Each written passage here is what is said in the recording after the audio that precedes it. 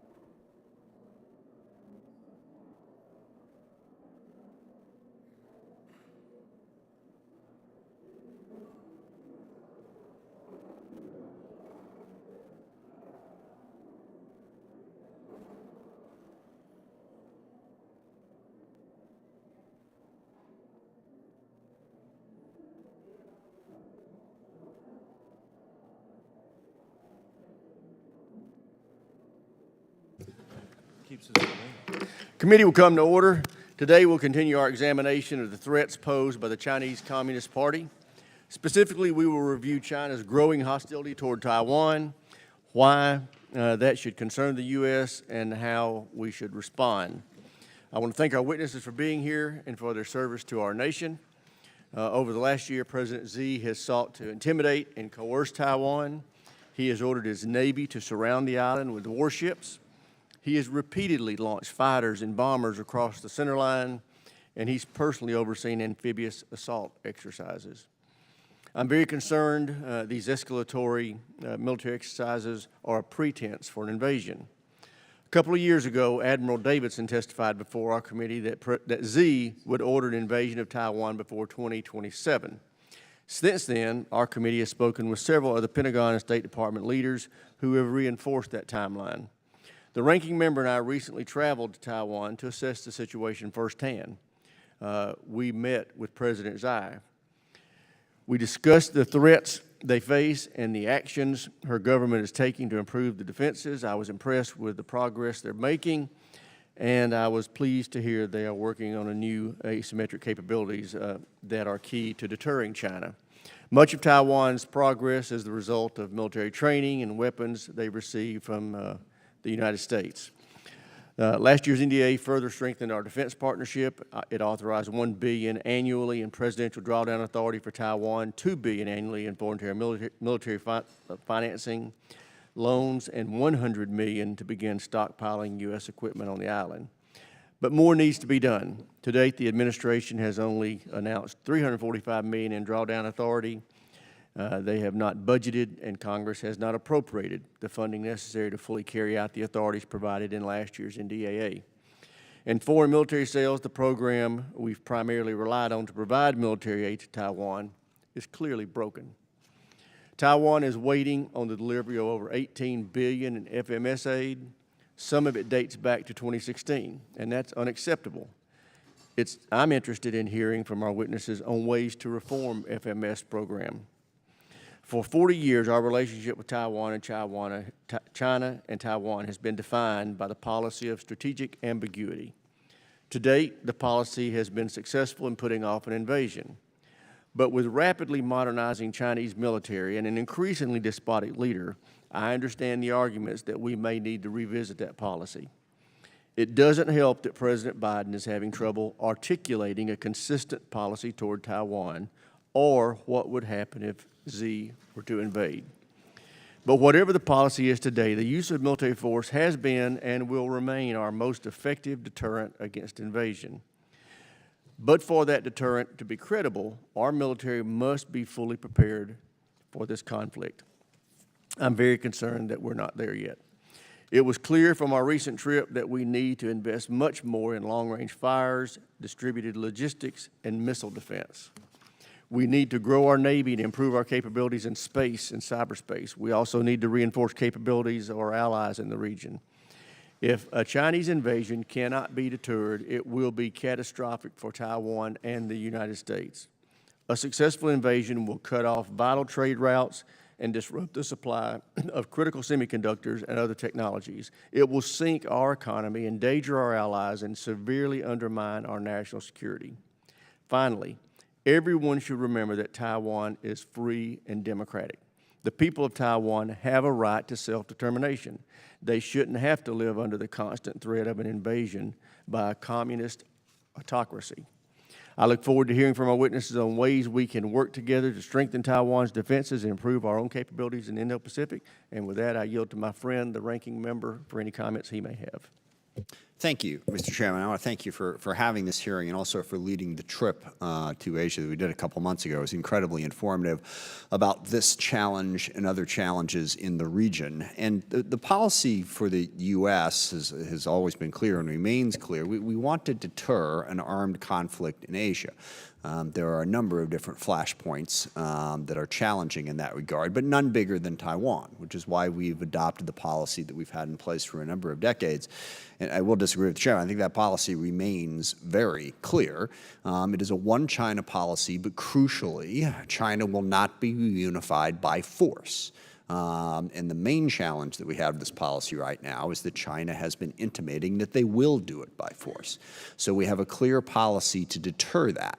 And it is worth noting that we've certainly done a lot more in the last 2 years to deter China in terms of building up Taiwan's defense forces and, crucially, building partnerships throughout the region to deter China than was done in the previous 4 years, without any question.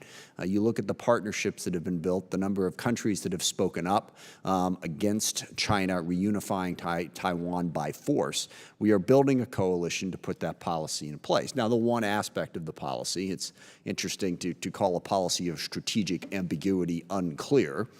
That's kind of the point. We don't wish to explicitly say that, we're going to go to war with China over Taiwan. That sort of violates the one China policy. What we carved out in that policy and what we maintain is the right to make Taiwan strong enough to deter forcibly being reunified. That is the purpose of strategic ambiguity. I think it is really important. I think it's also important to recognize that one of the biggest motivators that would push China to act by force is any sort of movement towards clear, unambiguous Taiwanese independence. I think everybody, right, left, center, all over the spectrum, recognizes that is the red line of all red lines for China.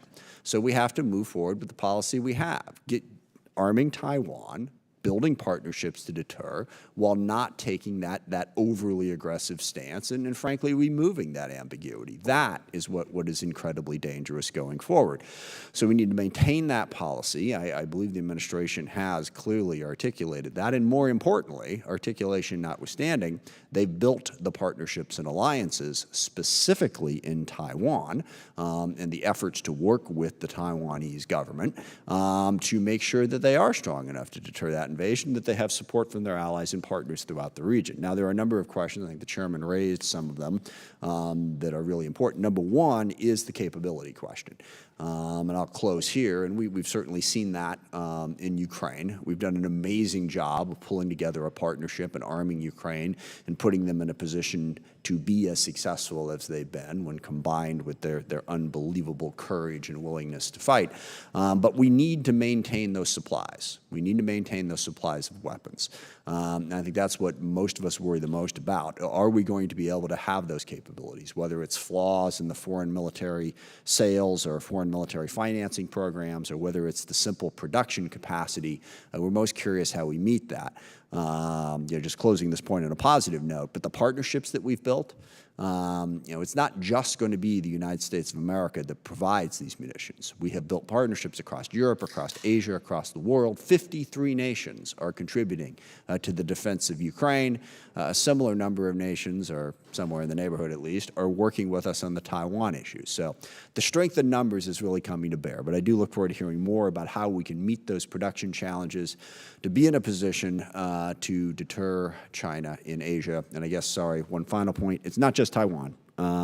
China claims the sovereign territory of at least a half dozen other countries. If they are able to, by force, retake Taiwan, they have their eyes on a number of other places. There's territory in Japan, the Philippines, Vietnam, Indonesia, India. I think someone told me even Russia that China claims that should be part of theirs. If they can bully their way into Taiwan, it is not the last place that they're going to try to bully their way into, which is why it is so important that we have an adequate deterrence. With that, I look forward to the testimony, and I yield back. I thank the ranking member for those very thoughtful points. I'd now like to introduce our witnesses. Dr. Eli Ratner, the Assistant Secretary of Defense for Indo-Pacific Security Affairs. Ms. Myra Resnick is the Deputy Assistant Secretary of State for Regional Security, and Major General Joseph McGee is the Vice Director of Strategy, Plans, and Policy for the Joint Staff. I welcome all of our witnesses. Thank you for taking the time to be here and for your time in preparation for this hearing. It's very important to us. We will start with Dr. Ratner. The floor is yours. Chairman Rogers, Ranking Member Smith, and distinguished members of the committee, thank you for the opportunity to be here today to discuss how the Department of Defense is strengthening deterrence across the Taiwan Strait. At the outset of today's hearing, let me be absolutely clear. The Department remains committed to the well-established One China policy of the United States, guided by the Taiwan Relations Act, the 3 communiques, and the 6 assurances. It is this longstanding policy that has helped to preserve peace and stability across the Taiwan Strait for more than 4 decades, and it is why this administration opposes any unilateral changes to the status quo. At the same time, we are clear-eyed that the PRC is waging a campaign of military, diplomatic, and economic pressure against Taiwan. China's leaders have yet to renounce the use of military force, while they increasingly turn to the PLA as an instrument of coercion in support of their revisionist aims, conducting more dangerous activities in and around the Taiwan Strait. It is in part for these reasons that the Department's 2022 National Defense Strategy identified the PRC as our top pacing challenge, and it is also why we are laser-focused on meeting our commitments consistent with the Taiwan Relations Act, providing Taiwan with self-defense capabilities, as well as maintaining our own capacity to resist any use of force that jeopardizes the security of the people on Taiwan. Mr. Chairman, as Secretary Austin has previously warned, and as you did just now, and I'm quoting directly here, conflict in the Taiwan Strait would be devastating. Taiwan is a thriving democracy that plays a vital role in the world economy, with high technology exports like semiconductors. The strait itself is an international waterway where high seas freedoms of navigation and overflight are guaranteed under international law and absolutely essential for global commerce and prosperity. Military aggression across the strait, whether in the form of an outright invasion, a blockade, or other means, would risk human life and global prosperity unimaginable in this century. As I told the Senate Foreign Relations Committee in 2021, Taiwan is located at a critical node within the first island chain in the Indo-Pacific, and its security is critical to the region's security. This is why we have seen a growing number of states in the Indo-Pacific and throughout the international community raise their voices about why peace and stability in and around the Taiwan Strait matters so much to them. Maintaining peace, stability, and deterrence across the Taiwan Strait is not just a U.S. interest or an interest of the people on Taiwan. It is clearly a matter of international concern. By attempting to change the status quo, the PRC would put at risk the peace that has brought historic prosperity to the Indo-Pacific and the world for decades. Importantly, we do not believe that conflict is imminent or inevitable, because deterrence across the strait today is real and strong, and we are doing more than ever to keep it that way. Our budget request shows that the Department is focused on delivering cutting-edge capabilities for our military right now, while investing in the capabilities we need to maintain deterrence well into the future. We are also making historic advances in our alliances and partnerships, further reinforcing one of America's greatest strategic advantages, and the facts speak for themselves. Over the past year, we have announced transformative achievements with Japan, Australia, and the Philippines, among others, that will make our force posture across the Indo-Pacific increasingly distributed, mobile, resilient, and lethal. Meanwhile, we are drawing upon all available tools to meet our commitments to provide for Taiwan's self-defense. Partnering with the State Department, we're accelerating FMS cases and cutting red tape. We have also put to good use the authorities Congress has provided us, including by employing both Presidential Drawdown Authority and foreign military financing for Taiwan for the first time ever this year. Looking ahead, we know that funding to support these authorities would advance our bipartisan whole-of-government commitment to strengthening Taiwan's self-defense. Mr. Chairman, we are confident that our approach is yielding results. I'll conclude here by underscoring that the continued maintenance of peace and stability across the Taiwan Strait will require heightened urgency, attention, and resources in the critical years ahead. The Department is seeking the partnership of this committee and the entire Congress to keep delivering. The American people, the people on Taiwan, and people across the rest of the Indo-Pacific region and around the world deserve nothing less than the peace, stability, and deterrence we seek to strengthen. Thank you for your time and attention, and I look forward to your questions. Thank you, Dr. Ratner. Ms. Resnick, you're recognized. Chairman Rogers, Ranking Member Smith, distinguished members of the committee, thank you for the opportunity to testify on U.S. security cooperation with Taiwan and for your strong bipartisan efforts to maintain peace and security in the Taiwan Strait. I'm grateful for the opportunity to appear here alongside Dr. Ratner and Major General McGee. Before discussing the various ways we have built up security cooperation with Taiwan, let me start by addressing why Taiwan matters. Geographically, Taiwan's shipping lanes are the arteries of global commerce, with half of the world's trade going through the Taiwan Strait every year. Mr. Chairman, as you mentioned, any disruption would be acutely felt around the world. Ms. Resnick, would you pull the microphone a little bit closer, please? Sure. Let me know if that works. There you go. Any disruption would be acutely felt around the world, threatening more than 180,000 American jobs and snarling critical supply chains from Alabama to Washington and beyond. Economically, Taiwan's cutting-edge semiconductors are the beating heart of the world's economy, and they are used in everything from vehicles to iPhones to computers to pacemakers. These advanced chips are also necessary for American defense, our next-generation fighter jets, satellite, radars, and missile defenses. Moreover, Taiwan is a leading democracy. Taiwan's movement from autocracy to a vibrant democratic society is an inspiration for us all. One of the keys to peace and stability in the Taiwan Strait is credible deterrence. Consistent with our longstanding policy, we are laser-focused on strengthening our cooperation to bolster Taiwan's defense and deterrence capabilities in the months and years ahead. And while our policy toward the PRC has not changed, PRC pressure against Taiwan has increased, and therefore, Taiwan's capabilities must also increase to match the threat.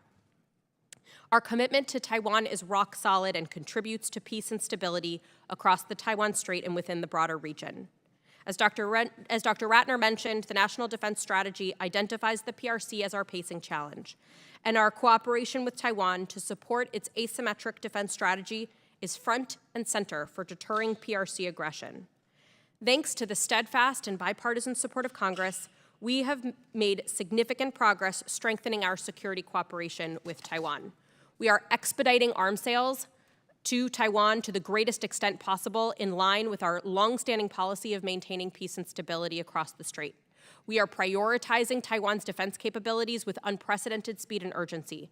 Last year, we authorized the highest single-year number of foreign military sales notifications to Taiwan in at least 30 years.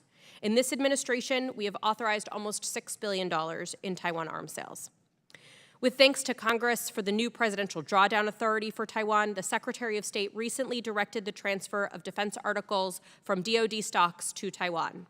We also recently notified Congress of our first ever provision of foreign military financing to Taiwan. This funding will prioritize capabilities that Taiwan needs now, while supplementing Taiwan's own defense budget, which has nearly doubled in the past 7 years. In addition, for the first time, we have identified and notified Congress that Taiwan is eligible to receive excess defense articles as grant assistance, not only for purchase. This provides another mechanism to support Taiwan's self-defense capabilities. And the administration is taking a hard look at the global foreign military sales system to make it as lean and efficient as possible, learning the lessons from Ukraine about the changes that we have made in order to speed transfers to Taiwan and to other global partners.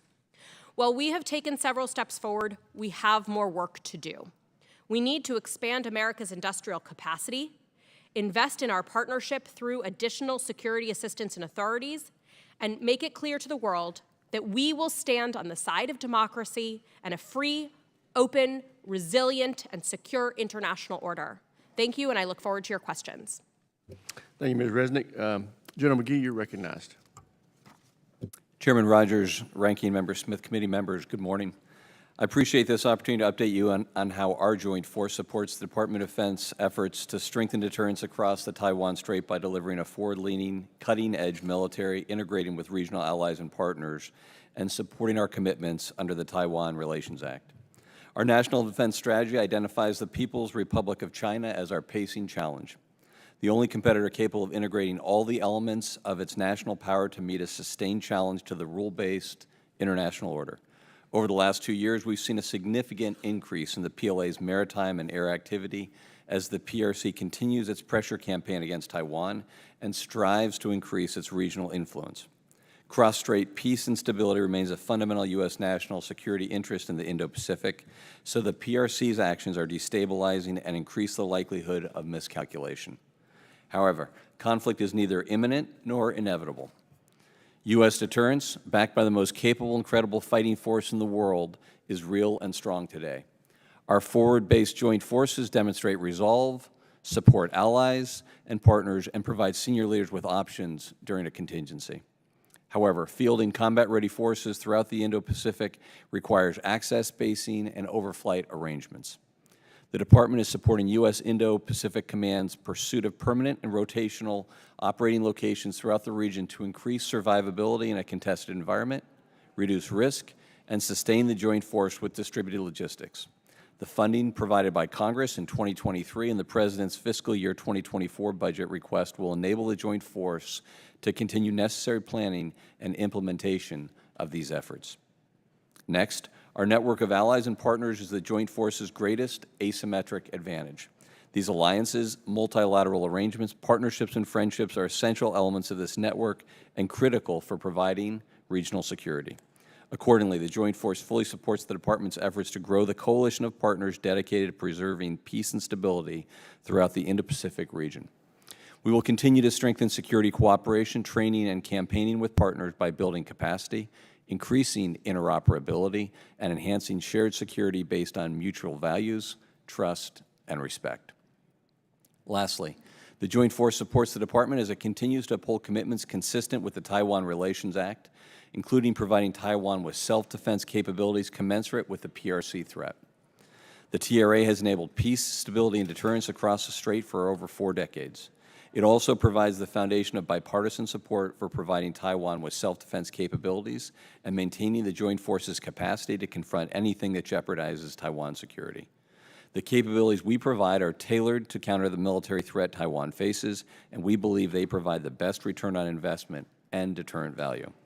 Thank you for what this committee and this Congress have done and continue to do to provide oversight and resources to counter the PRC's increasingly coercive and aggressive behavior. I look forward to your questions and today's discussion. Thank all of our witnesses. I recognize myself now for questions. Dr. Ratner, you heard Ms. Resnick describe why Taiwan is important. Generally, why would you say Taiwan is important specifically to the U.S. national security? Well, thank you, Mr. Chairman, and I thought your opening statement did a terrific job of articulating that as well as Das Resnick, and it's an important message. I would start that the national security of the United States matters in terms of Taiwan's role in the global economy. It is critical in terms of its own integration with the United States and with the global economy, and what we have heard is that conflict or crises or even disruptions of economic activity in and around Taiwan would be devastating from a broader, for the United States, for the people on Taiwan, but also for people around the world. And I think that's a really important message that we need to be really clear about. In terms of broader U.S. national security interests, the National Security Strategy has described the PRC as the only country with the will and capability to refashion the world according to its authoritarian preferences. That's why the Department has described the PRC as the Department's top pacing challenge. And a hostile invasion of Taiwan, not only the devastation it would reap, but what it would mean for the region would be a big step forward in terms of Beijing's efforts to try to advance that vision. That would have real implications for our own military, our alliances, and the future of international politics. Okay.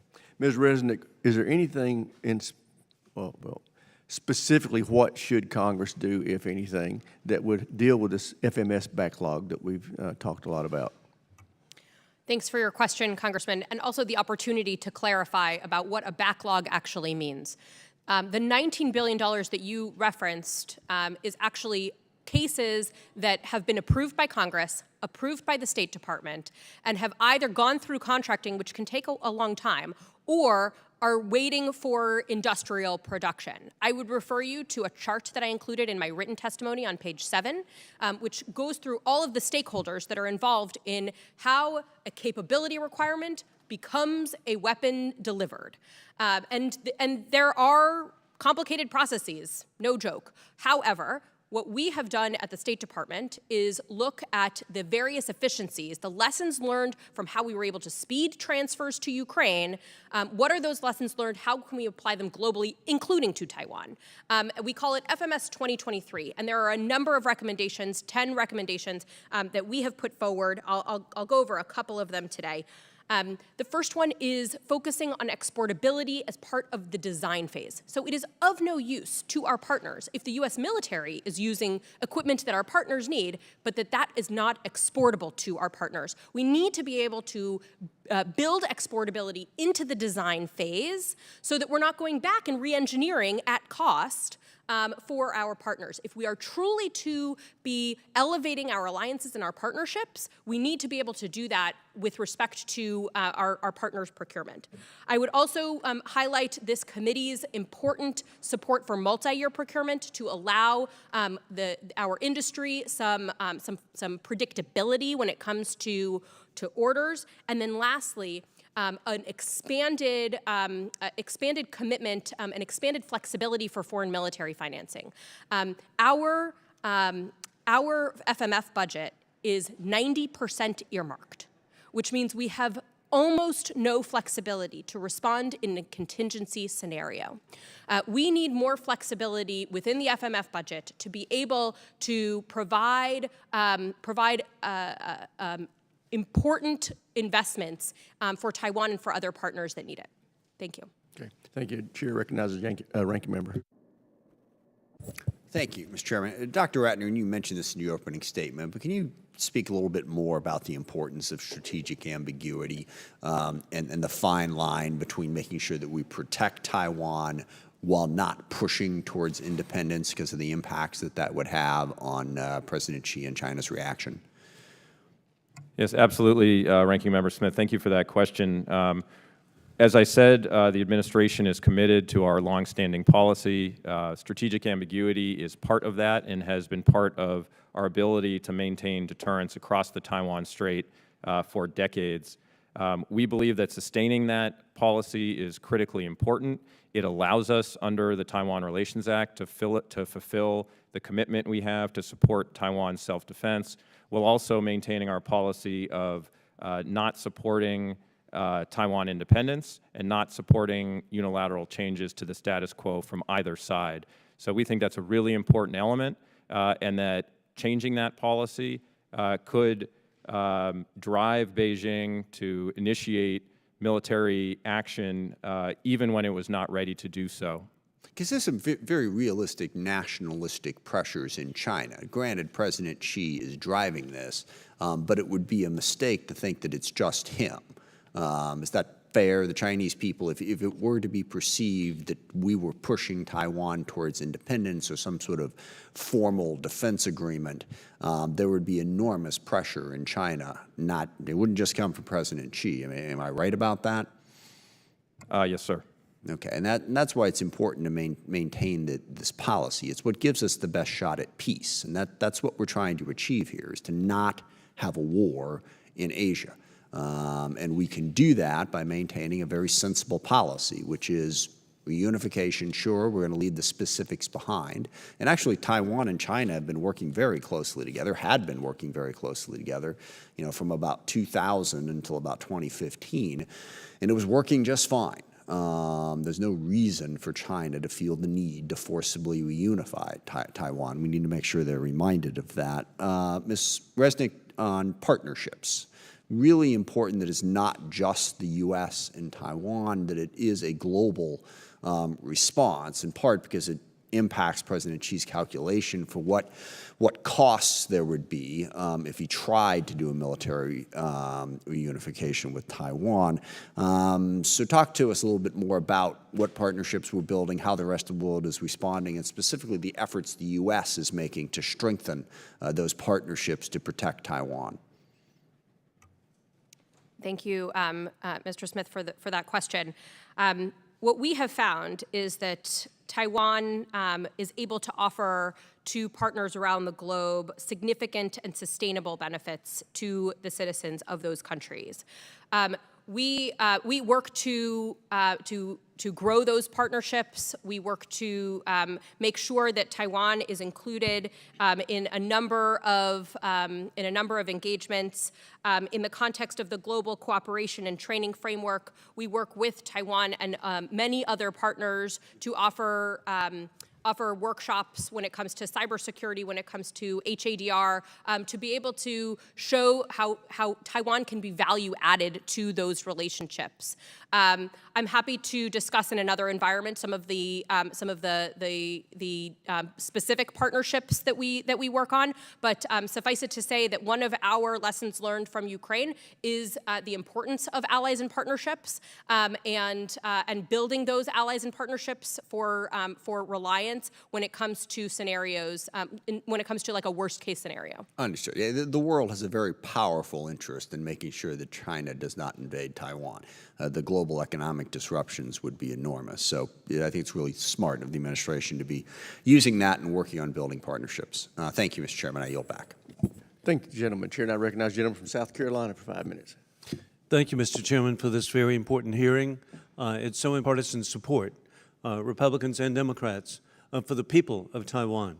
With that in mind, and I appreciate the witnesses here too, but my appreciation and gratitude for the independence of Taiwan is personal. My father served in the Flying Tigers, the 14th Air Force, in India and China during World War II. He served in Kunming, Chengdu, Xi'an, and he raised me to have a great affection for the people of China. 20 years ago, I had the opportunity to visit in Beijing with President Jiang Zemin at the presidential compound. When I was introduced as a member of Congress, it didn't really hurt my feelings, but he yawned. And then somebody said, "Hey, Joe's the son of a flying tiger."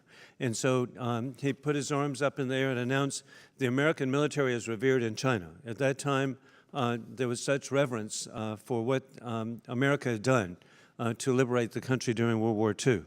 But sadly, in the last 20 years, the Chinese Communist Party has murderously oppressed the people of China, and increasingly the Chinese Communist Party threatens its neighbors with a map that was released by the government in Beijing in the last 2 weeks, which indicates that they have territorial claims threatening India, Japan, Vietnam, Taiwan, Philippines, and amazingly, Russia. And so the aggression that could occur, we need to make every effort, I believe, to stop. And with that in mind, Ms. Resnick, for all of the arms sales to Taiwan approved by the Department of State during the Biden administration, it seems that everything continues to be delayed. We must expedite the security of Taiwan to prevent the CCP aggression against the people of Taiwan. We must learn from the lessons of war criminal Putin's murderous invasion of Ukraine and ensure that Taiwan is prepared against CCP aggression. Taiwan should be, I believe, a prickly pear to achieve peace through strength. With that in mind, what are the greatest challenges and delays associated with delivering arms to Taiwan, and what are you doing to address these delays? What is the average length of time until systems to Taiwan are under contract? Thanks so much, Congressman, for your question. To the greatest extent possible, we expedite arms sales to Taiwan through the State Department. 95% globally of arms sales go through the State Department in 48 hours, and that includes our foreign policy review. So that is 48 hours. For that 5%, where there might be stickier issues, we have embarked on this FMS 2023, which is our 10-point plan, our 10 recommendations on how we can find efficiencies within our system. But I will say that the cases that you are referencing have already gone through the State Department. They've already gone through congressional review. These are cases that are waiting on industry for production. And by and large, the long pole in the tent is industrial production. That means that we need to work with industry to find efficiencies in their processes, work with industry to make sure that they are opening production lines here and abroad on co-production to make sure that, that we're able to deliver on time. The delays that we have seen in contracting are of concern. I would defer to Pentagon colleagues on how their Tiger team has addressed contracting delays, but certainly we will need to improve contracting times to be able to address any delays in the process. Well, hey, that's an extraordinary, pleasant surprise to me, 48-hour approval. And hey, that's in the interest of the American people. And so I hope you reach the other 5% too, okay? So let's, whatever can be done. And then, Mr. Ratner, indeed, there were Harpoon anti-cruise missiles to be delivered to Taiwan to protect the people of Taiwan. What's the status of the delivery? With the authority of the Secretary of State under the Arms Export Control Act, I can certainly take that question. The Harpoons are expected to be delivered in the coming years. We have worked with industry to be able to expedite that. They are next in the production line. It is very difficult to change the production queues because of the bespoke. Okay, hey, my time is up, but hey, any way it can be expedited. And any We are that with you have- on that. Hey, any that we have in inventory should be delivered. Thank you. I yield back. Chair now recognizes the gentleman from Connecticut, Mr. Courtney. Thank you, Chairman Rogers, for holding this hearing, which again, I think has put some real clarity into an issue where, again, there's a lot of concern, but also a little confusion. And thank you to all the witnesses for your hard work. General, President Xi Jinping has made it pretty clear publicly that he's been calling on his military to be capable and ready for an invasion by 2027. I just wonder if you could just sort of talk a little bit about I mean, obviously, there's a lot of people who sort of look at China as 10 feet tall and a military that is, totally capable of overwhelming force and doing whatever it wants. But there is a logistical challenge in terms of the Straits of Taiwan, in terms of the 120 or to 100 to 120 mile width, and also just the complexity of an amphibious joint invasion. And what, if you could just talk about that a little bit in terms of what your assessment is, particularly with a sort of 2027 sort of date that certainly is out there. Sir, thank you for the question. I think it is important to highlight the difficulties from a military and how difficult this invasion would be if the Chinese made the decision to take such a course of action. Obviously, we believe and hope that deterrence is going to continue to stop them. But if they were first up, they'd have to cross the Taiwan Straits, which is between 90 and 120 miles. By way of comparison, for the D-Day invasion, that was about 25 miles. They would have to mass tens of thousands, maybe hundreds of thousands of troops on the eastern coast, and that would be a clear signal this is beginning. They would have to do a combined amphibious and airborne air assault operation, we believe, which is an incredibly complicated joint operation to be able to do, especially when you're talking about those distances, that would leave them in the middle of that gap, 90 to 100 miles, susceptible to all the fires that could be brought upon an invading force that was already telegraphing their intentions. They would be charging into a country which has a credible and strong military force about the size of Taiwan. They'd be hitting cities like Taipei with about 7 million people. That's twice the size of Los Angeles. They would also encounter an island that has very few beaches where you could land craft on, mountainous terrain, and a population that we believe that would be willing to fight. So there is absolutely nothing easy about a PLA invasion of Taiwan. Great, thank you. I think that's helpful for a lot of folks who maybe haven't pulled out their maps. But I think everything you said is what we saw on Mr. Rogers' Codell back in June. Mr. Ratner, while we were there, there was also a lot of discussion with the Taiwan leadership about the fact that China had, again, just come out of their COVID lockdown. All the predictions in Wall Street that they were going to come roaring back in terms of their economy. Clearly now it's pretty clear that China has a lot of structural problems with its economy in terms of massive debt, a property and real estate market that is overextended and collapsing, 20% unemployment for young Chinese. How do you sort of look at that, which is a relatively recent phenomenon, in terms of whether or not that adds risk in terms of a decision to invade or for domestic political pressures, or whether or not a rational response would be to tamp down enterprises like an invasion because they've got work to do at home? Representative Courtney, that's a really important question. In part, the answer to that is unknowable. And because of that, what I will say is we are watching the PRC economy very closely. We are seeing some of the trends you are describing. We are also watching some of the issues that PLA is having in terms of how it's managing a different resource condition than maybe they had expected when they were growing at higher rates, and seeing them making trade-offs that maybe they weren't expecting to have to make, as well as some of the institutional challenges that they have as it relates to corruption and otherwise. And of course, there's a broader range of internal domestic issues associated with demographics, the real estate market, political instability, any number of issues that you've just raised that China's leaders have to contend with. For our part, we have identified the PRC as the department's top pacing challenge, and we're going to continue investing in our own strength and capability such that, to the earlier part of your question, when Xi Jinping wakes up every day and looks out the window and considers whether or not it's within his cost-benefit analysis to initiate an invasion against Taiwan, that he says today's not the day. I think we're pretty confident that's true today, and we're doing everything we can to keep it that way. Thank you, and yield back. Chair, now recognize the gentleman from Virginia, Mr. Whitman, for 5 minutes. Thank you, Mr. Chairman. I'd like to thank our panelists for joining us. Ms. Resnick, I wanted to focus on the Department of State's FMS 2023 initiative. And essentially, you're saying you're going to prioritize and help in planning assistance in the future. That's great in the future, but we know the future is now for Taiwan. Taiwan's pretty focused on getting things done. I had an opportunity to meet with President Tsai with the CODEL that I led there, and she is adamant about making sure that these foreign military sales backlogs are filled. As you heard the chairman, it's substantial.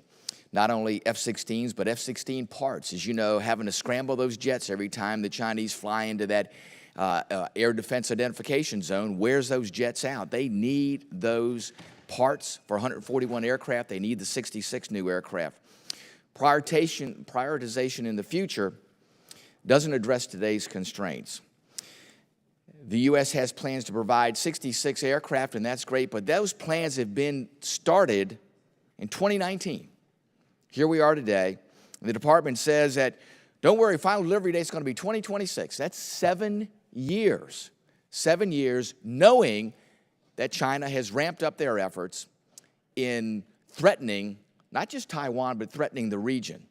And we talk about partnerships. We talk about, oh, we're going to have all these friends in the region that are going to help us out. It doesn't appear they were being very friendly with the policies that we have and not helping and prioritizing these foreign military sales. Congress has authorized the president $1 billion of drawdown authority. Okay, that's now, but it hasn't been used in the past. Can you tell me why hasn't this been a priority up until now, when all of a sudden the lights are shining on this? Everybody's looking at this and go, my gosh, we need to do this. Why haven't we gotten further along with this? I agree with President Tsai. They are in dire need of parts and aircraft if they have any hope of deterring the Chinese. Deterrence of the Chinese is a joint effort. It cannot just be the United States. And Taiwan rightfully looks at us and goes, you know what, you made a lot of promises, folks, but you haven't delivered on the promises. Assure me that we're going to deliver on those promises in a timely manner, and it's not going to take another 7 years to deliver what they first asked for in 2019. Congressman, thank you for the question. And of course, again, the opportunity to clarify. When the State Department approves and when Congress approves of a weapons sale, that is the beginning of the process for contracting. It then goes to I understand DOD about for process. contracting. Tell me about outcomes. Tell me about outcomes. Sure. I don't care about the process. Tell me about outcomes. After contracting, it then goes to industry. So we are waiting on industry. Industry, we have been working with industry to step up their production. This has been a particular effort at the Pentagon for Deputy Secretary Kath Hicks, who has worked tirelessly to be able to shorten those production timelines. But you are absolutely right that we need to use other tools. Let me talk about two of them. The first is foreign military financing, because knowing that if we need to get something on contract in order for production to start, we have been using foreign military financing for the first time in this administration. If if Taiwan is unable to, because of their fiscal year, to get something on contract, then we can supplement Taiwan's defense budget, which, as I said in my opening, has doubled in the last 7 years. So they have skin in the game here. But we are able to supplement Taiwan's defense budget by getting something on contract immediately, and also so that they don't miss the military acquisition window. There's a second, which is, as you mentioned, the Presidential Drawdown Authority. For the first time, we use this authority because for the first time, Congress authorized that authority. We thank you for that. We think that this is a very effective tool. This is a permanent authority, so we will continue to use this. We do not expect that we will need to have to come back to you over and over again for a new authority here. So thank you for that authority, and we will continue to use it. As my time is running out, what pressures have you put on industry with the urgency that is behind needing these aircraft to help Taiwan protect itself? What have you done to make sure that industry delivers? So we understand that what industry is looking for is predictability to make sure that if they are going to open new production lines, or if they are going to run the production lines on overtime. So we have worked very closely with Lockheed. I understand that the Air Force and Lockheed are working together on this in order to address some of the issues with the F-16. So we do work with industry, and we continue to do that. Thank you. Working needs to equal delivery. I hope to see delivery of those aircraft here in the months to come. Thank you, Mr. Chairman. I yield back. Thank you, gentleman. Chair now recognizes the gentleman from New Jersey, Mr. Norcross, for 5 minutes. Thank you, Chairman, and for calling this hearing today. Defense cooperation, and it's an incredibly important hearing. And hearing from my colleague, Mr. Whitman, he brings up great points about the deterrence. Three primary ones being military, there's political, and then there's certainly economic. And when we talk about predictability, I think that is so important, because as China looks to the world and making that calculation that you speak about each day, waking up is today the day to go after Taiwan, they look at the U.S. and what are we thinking? What are we doing?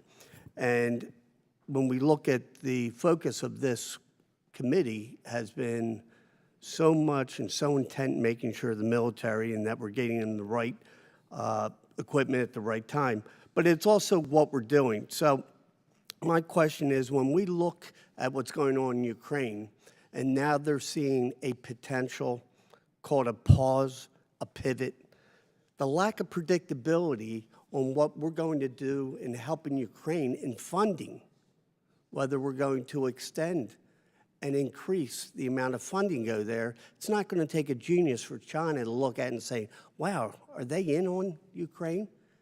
What will they do when it comes to Taiwan? That's a very big issue that they're going on. So are we going to be there? We're potentially getting ready to see what happens if we shut down government. What does that do to our readiness for our ability to deliver the F-16s? So from a political standpoint, and I'd like to get some focus on this, Dr. Ratner, where is the assessment when we talk about lack of funding going on for Ukraine or potential shutdown? How does this fit into that calculus of what China looks at when they look at the resolve of the U.S.? Well, thank you, Congressman. I think the question that I would ask is, what can the administration do in partnership with Congress to strengthen deterrence across the Taiwan Strait to address exactly the issues that you described? And I think there are three particular actions, building upon what Das Resnick said, that should be top priorities to build confidence in the region and assurance in Xi Jinping's mind of U.S. deterrence.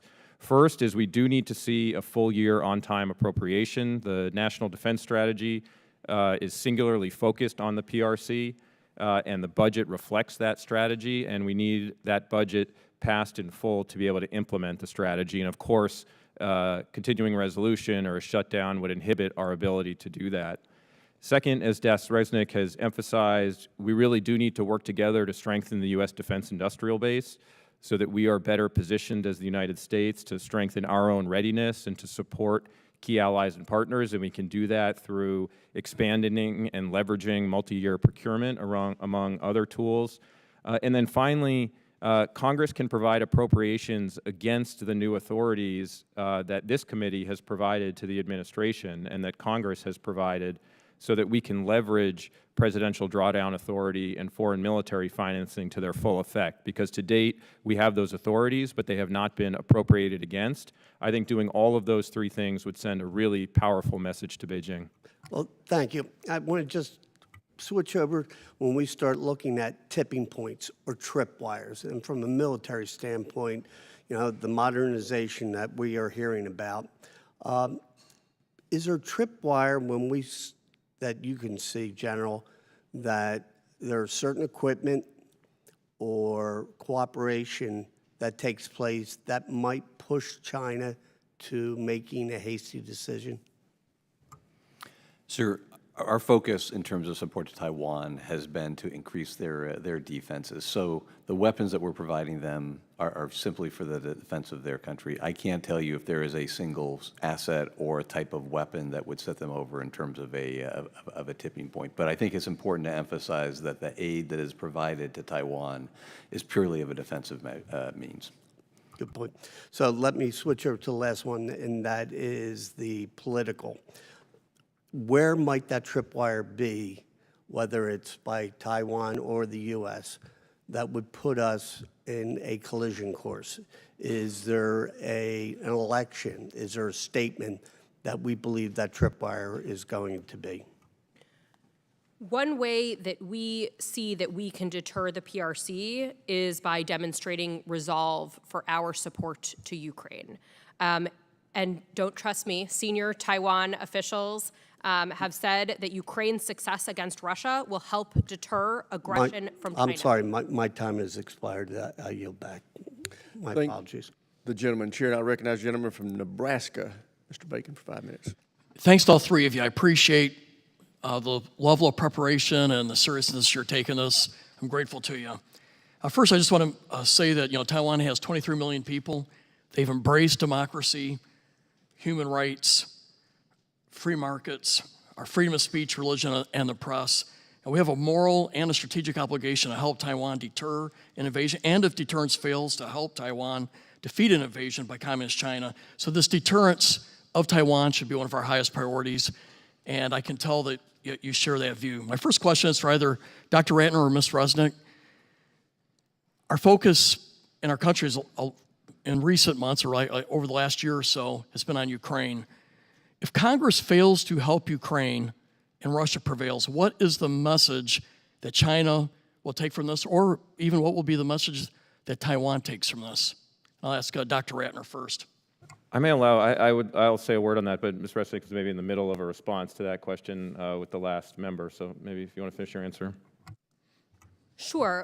We see that our support for Ukraine bolsters Ukraine's deterrence, but also bolsters Taiwan's deterrence. That where we can, we should be making sure that the PRC gets the right message from us, which is that we support our partners, we support our allies, and that we are a reliable partner. Sending that message of reliability is exactly what we need to be doing right now. Decreasing our support for Ukraine would send exactly the wrong message to the PRC. It sends a message if we don't do this, that we don't stand up to the values we believe in, and that we won't stand up against a bully. And I think we need to. General McGee, one of the options I don't hear much about is a blockade.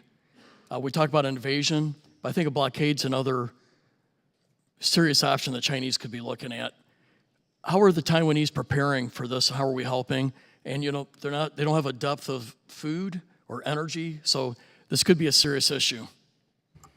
Taiwan takes a responsibility to keep their nation provisioned with enough food to be able to survive a blockade of a fairly significant amount of time. Maybe not appropriate to discuss exact numbers here, but I know that Taiwan takes that seriously. I know they take the threat of a blockade as a possibility. I think it is an option, but probably not a highly likely option. When you start looking at the military options, much easier to talk about a blockade than actually do a blockade, I think, when you're actually conducting military operations. I know Dr. Ratner's looked at this quite a bit as well.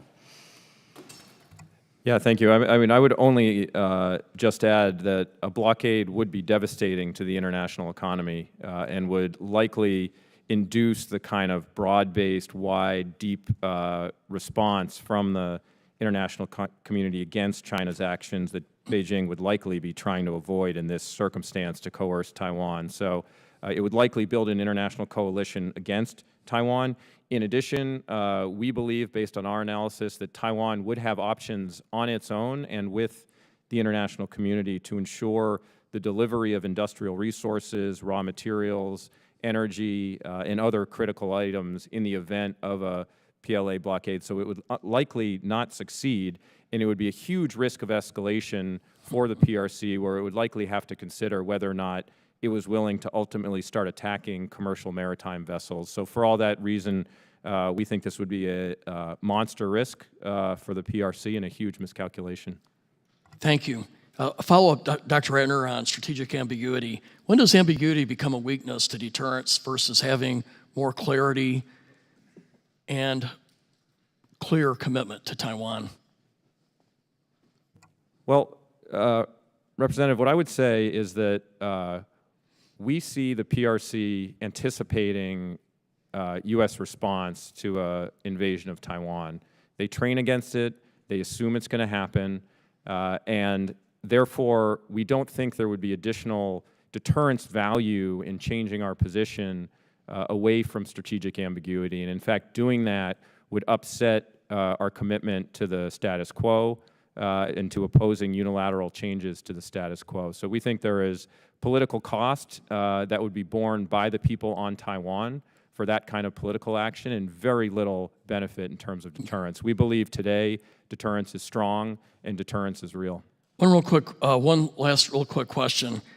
You said earlier we weren't funding to 100%. What is it that we need to be funding to for Taiwan compared to where we're at?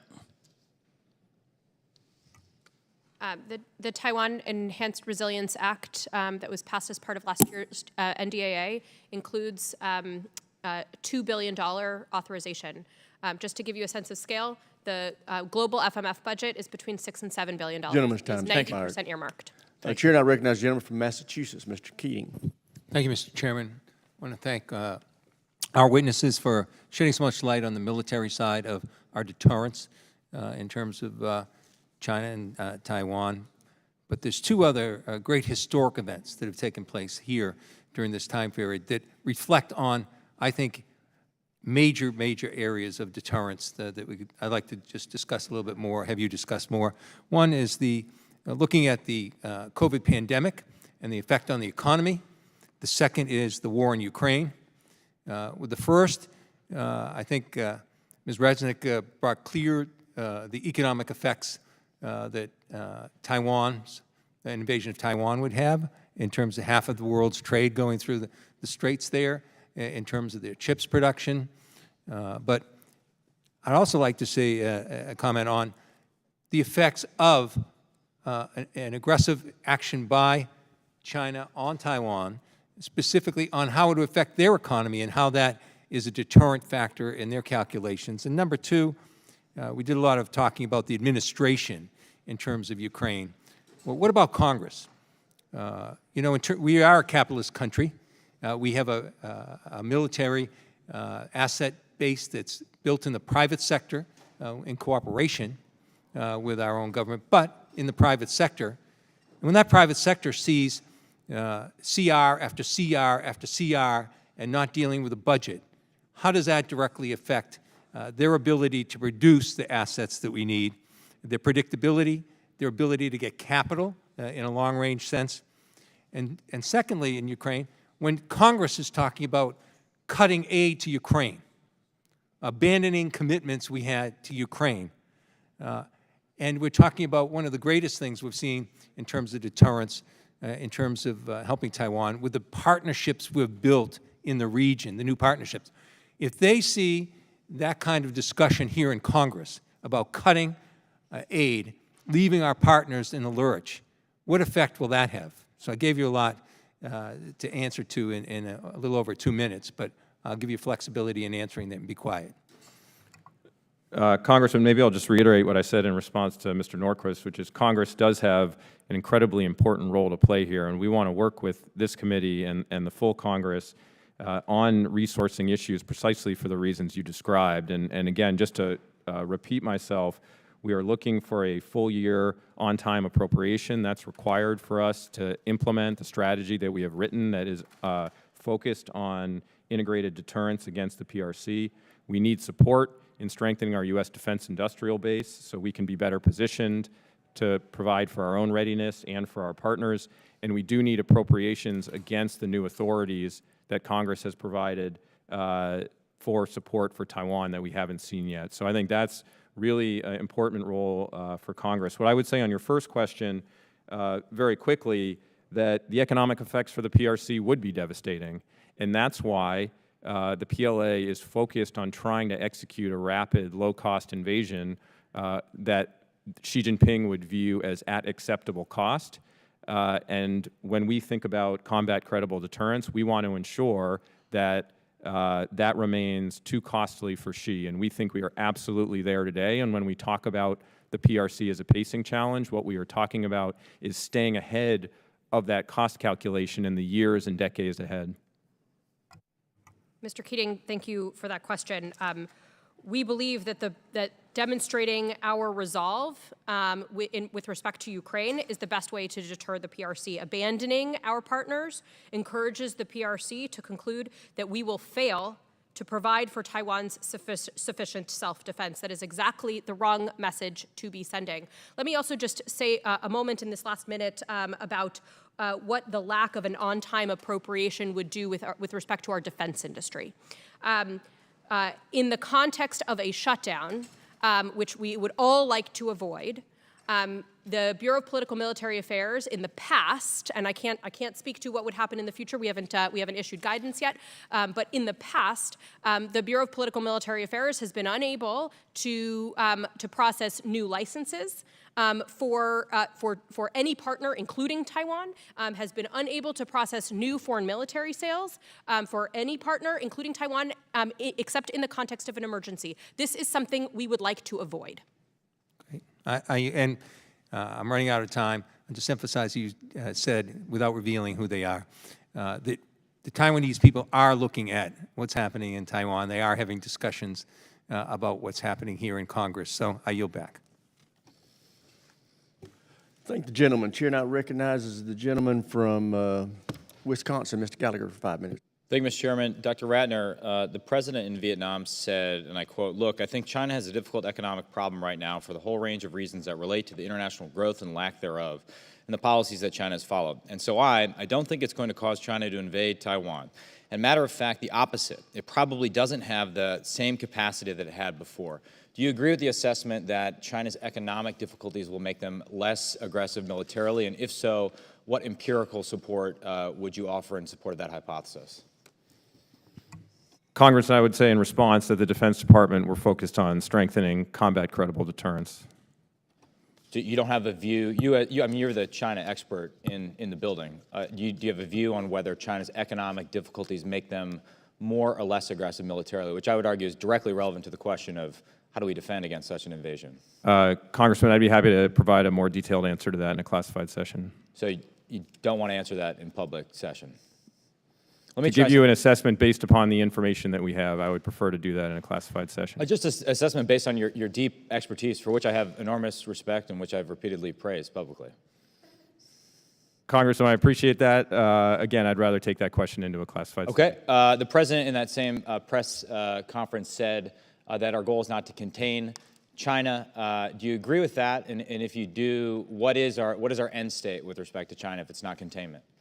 We articulate our goal as it relates to the PRC as integrated deterrence, and we articulate our role in the Indo-Pacific as building a free and open Indo-Pacific alongside our allies and partners. Okay. The president in that same press conference said, I don't want to get this wrong, the only existential threat humanity faces, even more frightening than a nuclear war, is global warming going above 1.5 degrees in the next 20 to 10 years. Do you agree with that assessment that the threat of global warming is greater than the threat of thermonuclear war with China? What I would say, Congressman, the 2022 National Defense Strategy identifies the PRC as the department's top pacing challenge, and that's what we're focused on as our priority at the department. So is the president suggesting something different than the prioritization in the NDS? I'm not going to speak for the president, sir. I'm just going to say, as it relates to the 2022 NDS, I believe we are focused on the pacing challenge of the PRC, I believe, with the consistency and focus and urgency that you're suggesting is required.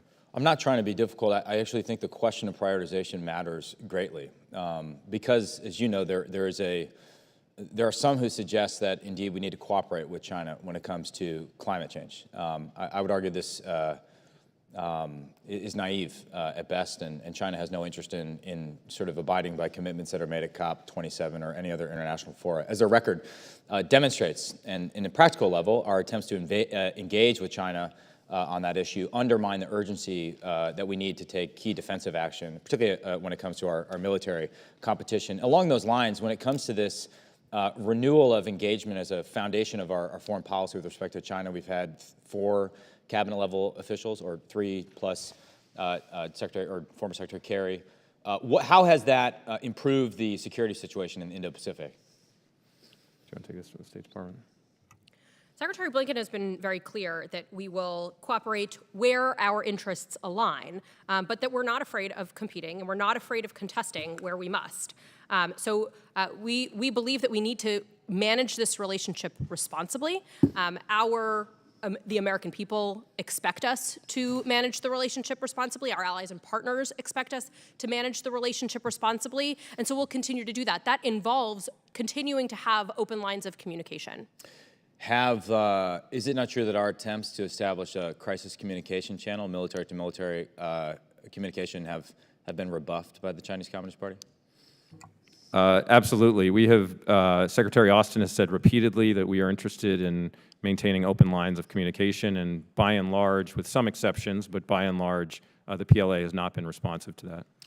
And then finally, in the 36 seconds I have left, putting on my Select Committee on China hat, taking off my HASC hat, we just did a war game in New York that focused on the economic and financial aspects of this conflict. I guess I just sort of assumed that there were people at Treasury and Commerce wargaming and doing sort of financial and economic escalation the way we do rigorously when it comes to conventional and nuclear escalation. Have you, Dr. Ratner, ever participated in such an exercise with Treasury and Commerce officials? Yes, I have. I have participated in multiple interagency tabletop exercises with representatives from Treasury and Commerce in which they are considering the employment of economic tools as part of crisis and conflict. Well, my time has expired. I look forward to following up offline. Thank the gentleman. Chair now recognizes the gentleman from California, Mr. Carbajal, for 5 minutes. Thank you, Mr. Chairman, and thank you to the witnesses for being here today.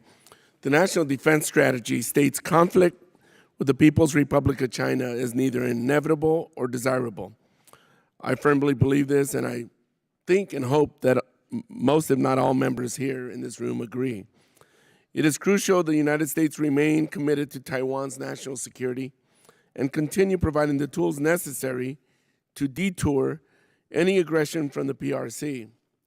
Dr. Ratner, can you speak to how well received U.S. assistance is by Taiwan, and can you characterize how some of the assistance we provided complements Taiwan's own efforts? Yes, absolutely. Under the Taiwan Relations Act, we are committed to supporting Taiwan in its self-defense. That is an important part of their effort to be able to defend their democracy. And we are focused with them on identifying the right capabilities and getting to them at the right time. So again, be happy to answer these questions in much greater detail in a classified setting, but absolutely. Thank you. We've heard there are issues with the foreign military sales process with an estimated $19 billion backlog. The State Department has a 10-point plan to retool FMS, and the Department of Defense has the FMS Tiger Team to highlight and implement recommendations to improve FMS. Ms. Resnick and Dr. Ratner, can you speak to where these plans are and how you see them improving FMS? And can you both discuss coordination between the State Department and the Department of Defense on improving FMS? Congressman, thanks for your question and the opportunity to go a little bit deeper into FMS 2023. Just to clarify, the $19 billion that you reference were cases that have been approved by the State Department already, that have been approved by Congress already. And so these are cases that are awaiting production. So we rely on our defense industry to produce for our partners and for ourselves for our own readiness. And so these are cases that are in the queue for production. We see that, and the data confirms that cases go through the State Department. 95% of cases go through the State Department within 48 hours. So we are working on those 5%, those stickier foreign policy issues, and how we can unstick them. We are working on making sure that we remain competitive in this age of heightened strategic competition globally. And so our recommendations include better training for our security cooperation officers so that they better understand the authorities under which they're operating. We have worked on prioritizing FMS cases according to the National Defense Strategy, worked on anticipatory policies so that we don't have to wait for a partner to ask us for a decision, but we may have a decision already done and gone through all of the recommendations, all of the approval process before a partner even asks. So we have a number of recommendations, and we're working to implement them now. Anything to add, Dr. Ratner?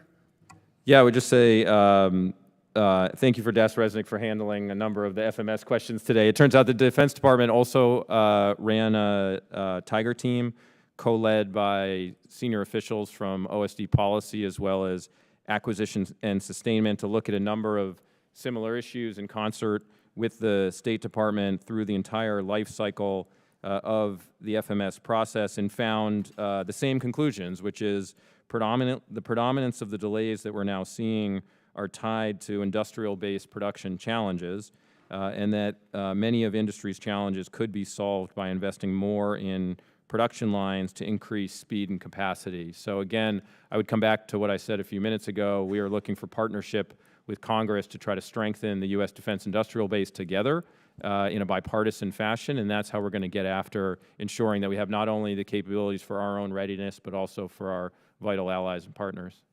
I have a limited time, so I'm going to get the question out. You might have to give me the answer later.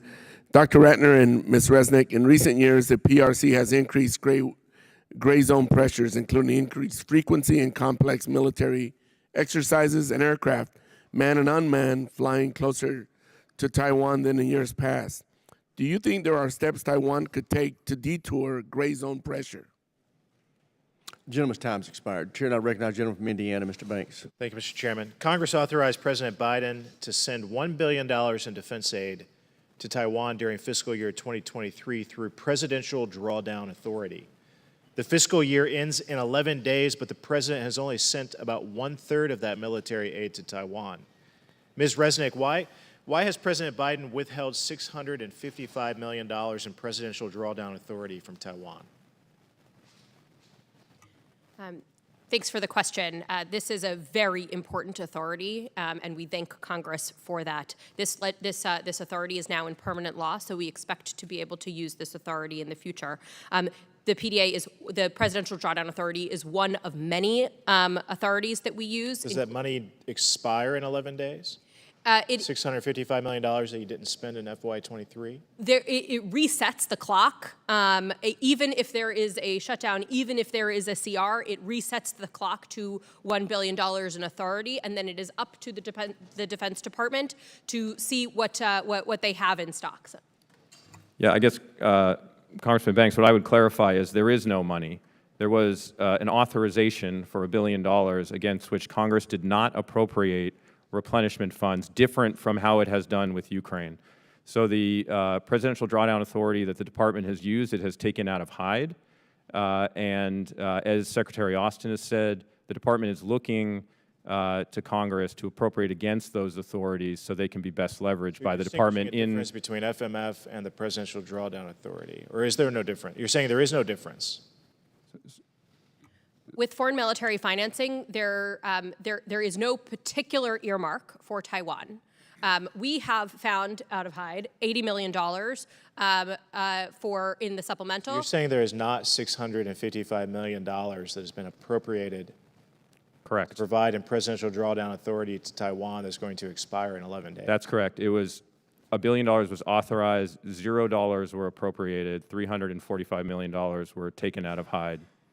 Okay, so the Taiwanese often complain about the Biden administration offering them loans rather than outright support. Can you talk about the difference and why the Biden administration has only offered them loans?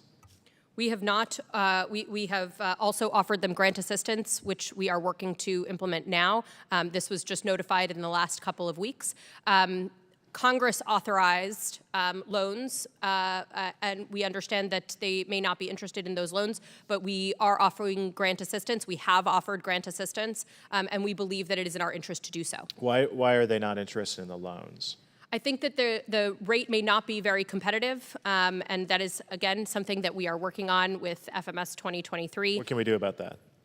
Well, we have asked for authorities in the supplemental to be able to provide a better rate to partners, and so we look forward to working with Congress Can you about that. compare those rates with what they might find from elsewhere? Correct. We need to have a competitive rate. Can you tell us, the committee, on what those rates, why our rates aren't competitive versus rates they might find elsewhere? I'm happy to take that for the record. I don't have the numbers in front of me. Okay, thank you. I yield back. Thank the gentleman. Chair now recognizes the gentleman from Massachusetts, Mr. Moulton, for 5 minutes.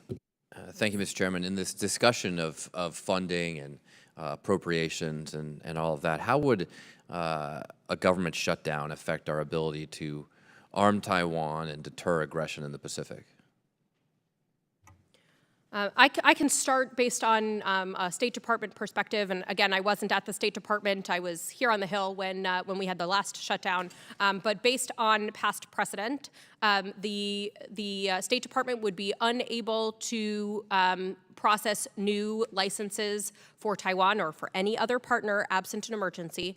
We would be unable to process new foreign military sales.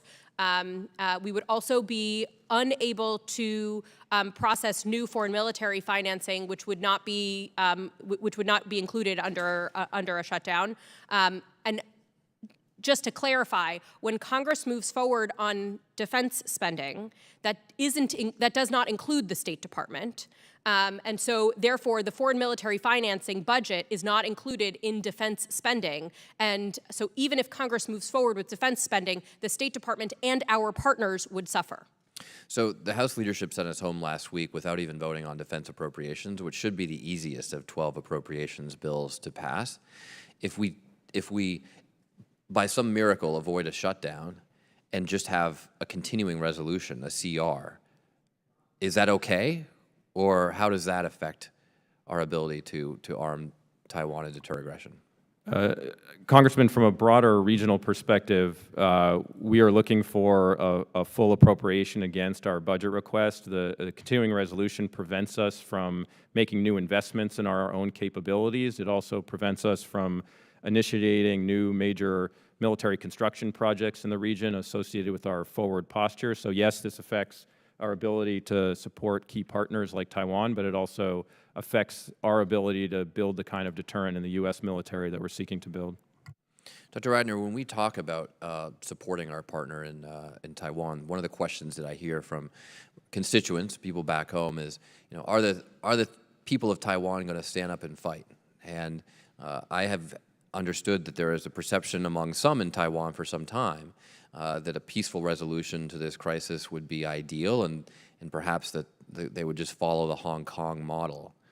Is the Hong Kong model popular in Taiwan right now, and what do you think about their willingness to actually fight off aggression from the PRC?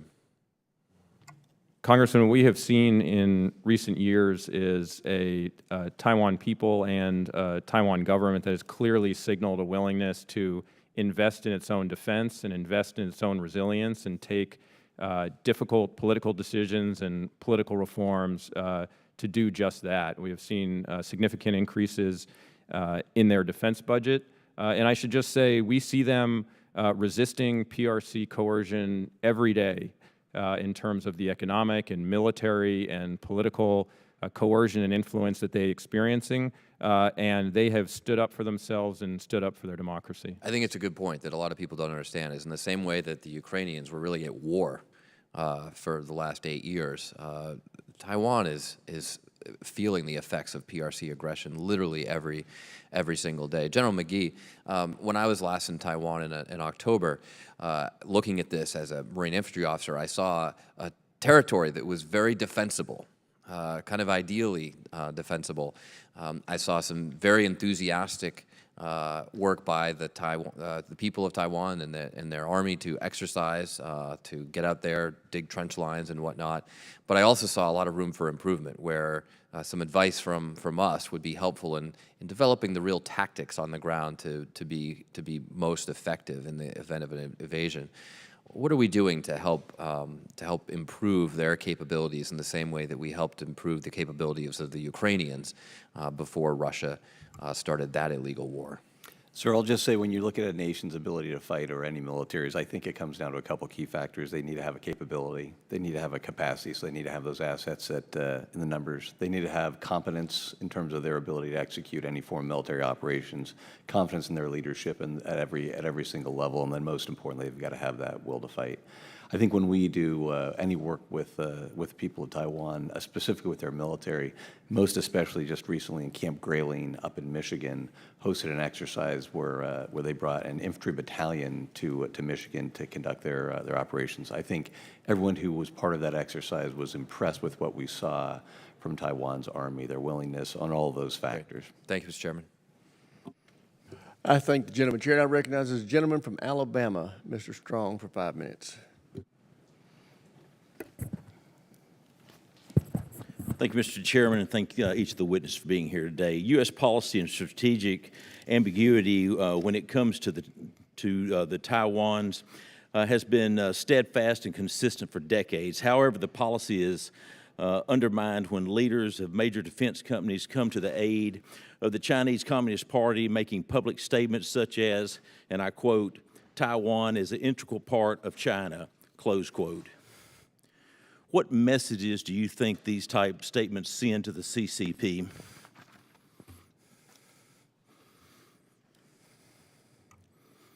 Thanks for your question. There's been no change in our government policy.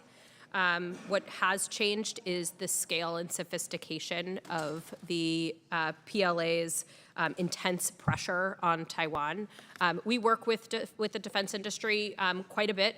Obviously, there are some commercial interests there, but we work with the defense industry to make sure that we can help Taiwan rise to meet that threat that the PRC is posing to Taiwan. Thank you. Last week, China announced sanctions against Lockheed Martin, Northrop Grumman for providing weapons to Taiwan. Now, I don't know about y'all, but that sounds like a badge of honor to me. If you're a U.S. defense company and the CCP friendly, maybe you should be reevaluating your business model. Back in June, the Department of Defense approved a tasking memo to help accelerate institutional processes for foreign military sales. In your opinion, what are some of the red tape barriers in place that keep your departments from fully unleashing the defense industrial base and improving FMS relationships with allies and partners? Thank you so much for the question. We have 10 recommendations that we have included in our FMS 2023, including using anticipatory policies so that we don't have to wait for the partner to come to us, so that we understand what a partner may need and be able to anticipate that approval. We have begun to work with security cooperation officers at embassies around the world to be able to make sure that we're managing partners' expectations appropriately. We are working on competitive financing. It is not a secret that U.S. defense industry provides the best technology in the world, but it is also expensive. So we need to be able to compete with our strategic competitors and even our friendly competitors. How can Congress help advance FMS acquisition, prioritization, and award timelines? Thanks for that question. I think that the most important role that Congress can play is through your discussions with defense industry of making sure that you are able to underscore the urgency of the situation with our partners around the world, the need for us to be able to meet the demand that we're seeing globally, so that we can remain a reliable partner. China continues its aggressive island building and military exercises in the South China Sea.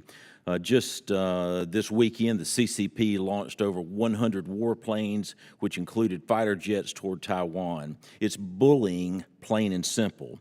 This year's NDAA includes a provision that requires the DoD and the State Department to establish a comprehensive training, advising, and institutional capacity building program with Taiwan's military. What are some of the things you believe should be kept in mind while developing this program?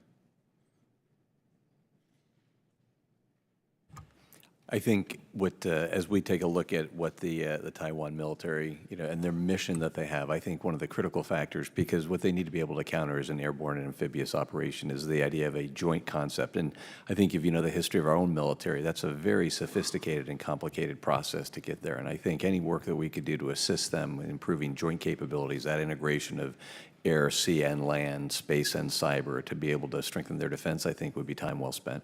Thank you. Mr. Chairman, I yield back. Thank you, Mr. Strong. The chair now recognizes the Congresswoman from California, Ms. Jacobs. Thank you, Madam Chair. Thank you for all of our witnesses for testifying.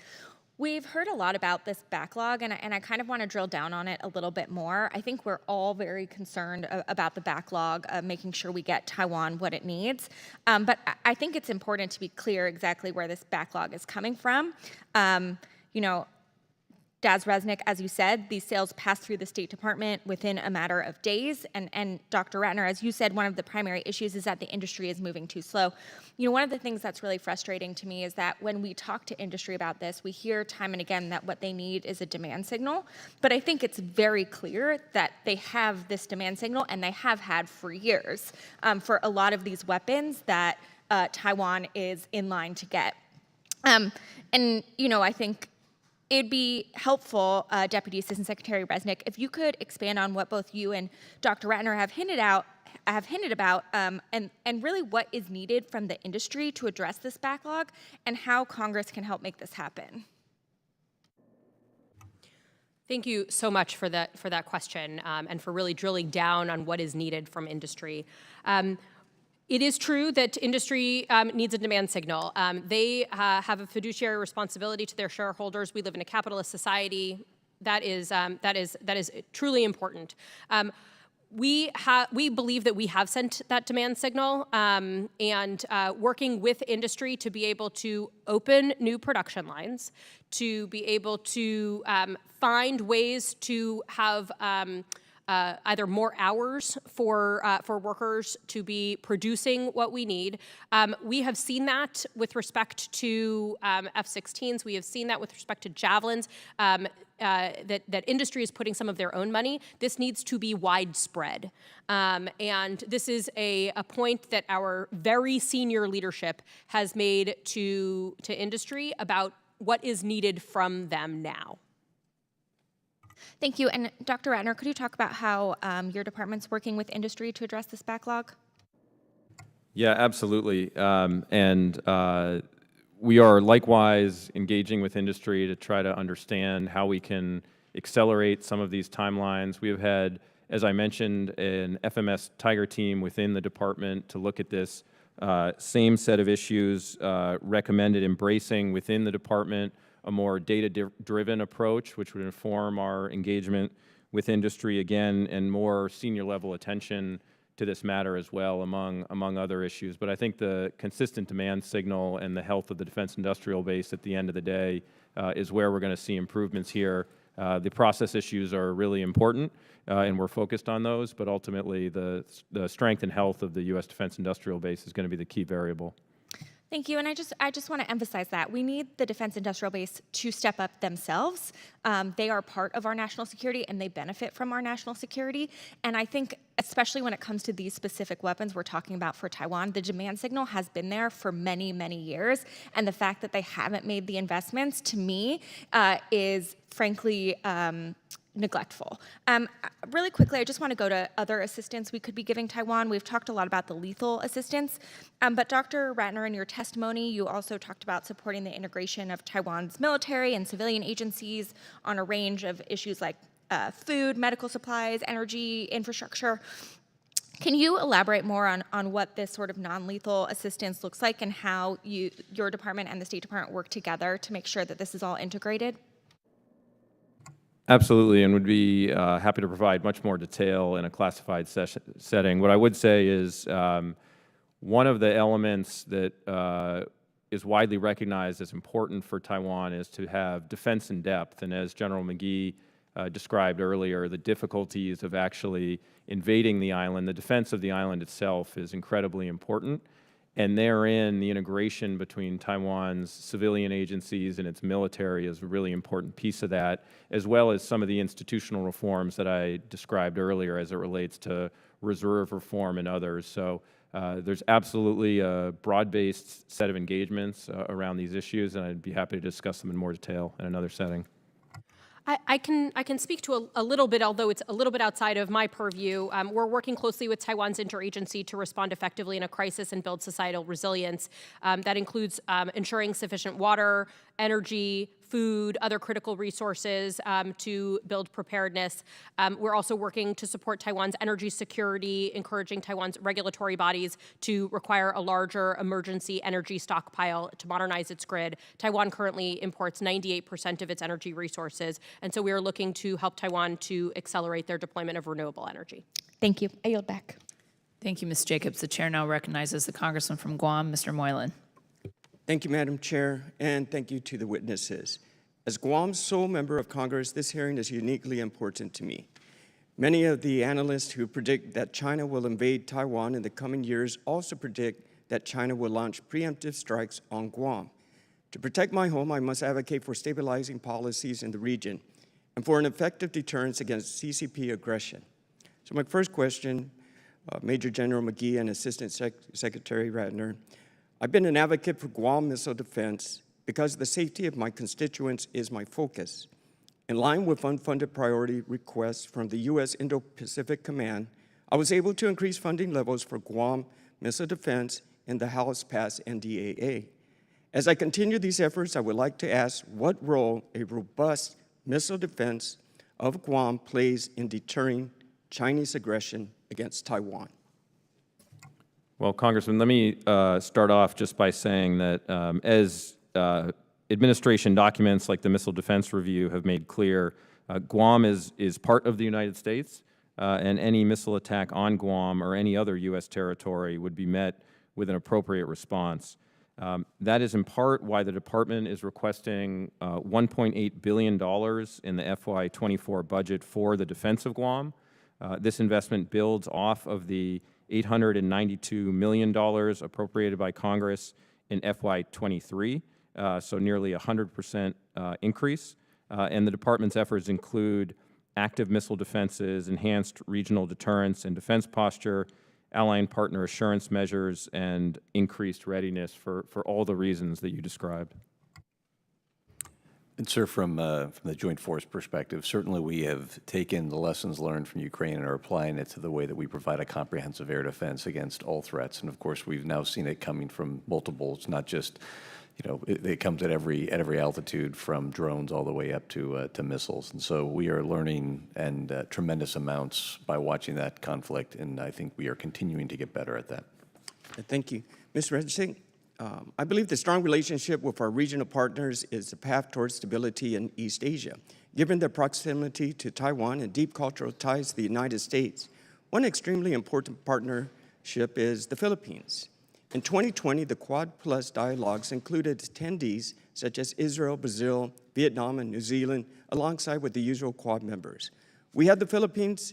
Why have the Philippines not been included in the Quad Plus dialogues, And when will the State Department begin to include such important regional ally in our multilateral discussions? The Philippines remains a very important partner to the United States. I will let Dr. Ratner discuss a little bit about our EDCA announcements, but let me just say that in recent years, we have included the Philippines in a number of regional engagements. We have also boosted our investment in security in the Philippines through foreign military financing. And we have launched a Philippine security sector assistance roadmap with the Philippines this year to be able to understand the threats that the Philippines faces, how those interact with so the understanding the mutual threats, and so that we can work together to build a more effective security assistance framework for both countries. I would just say strengthening and revitalizing our alliance with the Philippines has been one of the most important advances and achievements of this administration. We have, over the last year, announced new EDCA sites, the agreement that we have with the Philippines for U.S. access to Philippine facilities.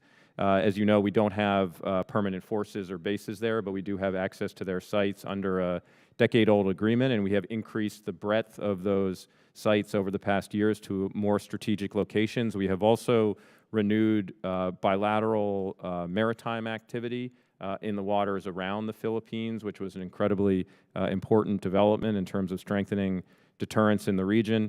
And we are integrating them with our closest allies and partners. I would just note that at the Shangri-La Dialogue this past year, for the first time ever, we held a defense ministerial between the defense ministers from the United States, Australia, Japan, and the Philippines. And this kind of networking among our allies and partners, we believe, is really important to the progress we're making toward our common vision for a free and open Indo-Pacific. Thank you, Mr. Chairman. Madam Chair, thank you very much. Thank you, Mr. Moylan. The chair now recognizes Ms. Takuda. Thank you, Madam Chair. Over the past few years, we have seen a significant increase in bills and resolutions introduced here in Congress that would, in some form or another, politically and diplomatically elevate Taiwan's status. Unsurprisingly, the PRC has strongly protested these symbolic gestures as deeply destabilizing and threatening to the basic framework that the One China policy provides. There's also been some public commentary from experts about the risks posed by these types of symbolic gestures to Taiwan's security. For example, a recent Council on Foreign Relations Task Force recommended that the U.S. should avoid symbolic political and diplomatic gestures that provoke a Chinese response but do not meaningfully improve Taiwan's defense capabilities, resilience, or economic competitiveness. Ms. Resnick, how does the PRC interpret or perceive congressional initiatives that are symbolic in nature that suggest an elevation of the U.S.-Taiwan relationship into formal relations? And how do these symbolic gestures affect diplomatic efforts between the administration and the PRC as well? What we are focused on is improving Taiwan's self-defense capabilities. Symbols of sovereignty are one way that we can do that, but we don't think that that is the most effective way for us to be able to do that.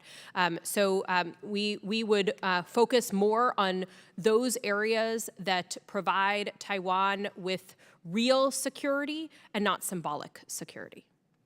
Thank you. Major General McGee, how has the PRC used such symbolic gestures to escalate tensions, further alter the status quo, and cross-strait relations? How would you assess the impact of these symbolic gestures on deterring PRC aggression overall? I'd like to defer to my policy friend who may have a better insight on that piece, frankly. Look, maybe what I'll say here is part of the reason why this matters is because as we have spoken about at the hearing today, what we see is a trend of growing international attention among the international community to this issue. And the more countries around the world are committed to peace and stability in the Taiwan Strait, the less likely it is for Beijing to initiate military action because they understand what the repercussions would be on the international stage. As part of that, it is really important that the region see who the aggressor is here and who the one is here that is precipitating conflict and coercion. And therefore, what we see is day-to-day PRC military, economic, political pressure against Taiwan. And it's important that Taiwan itself, but also the United States, is not taking political actions that the Indo-Pacific region and the world see as leading to heightening tensions. So I thought the prompt of your question was really well put and support everything you said there. Thank you. Maybe to take it to a slightly different direction, looking at our forward posture in the Western Pacific, I believe both Dr. Ratner and Major General McGee's written testimony emphasizes the importance of a forward-leaning U.S. force in the Western Pacific and a rigorous campaigning as part of our efforts to deter aggression against Taiwan and our allies and partners in the region. Dr. Ratner, perhaps this question is for you. As you know, we have addressed significant challenges with military infrastructure needs in Hawaii, where I am from, and that left unaddressed could complicate our ability to support and sustain increased efforts in our forward posture and campaigning in the Western Pacific. In your assessment, how important is it to your work and in reassuring our allies and partners in the region that we invest in sustaining and upgrading our military infrastructure? Our forward posture and presence in the region, including in Hawaii, is fundamentally important to our defense position in the region. It's fundamentally important to deterrence, and it's an area where this administration has been incredibly focused and frankly made really historic advances over the past year. Thank you.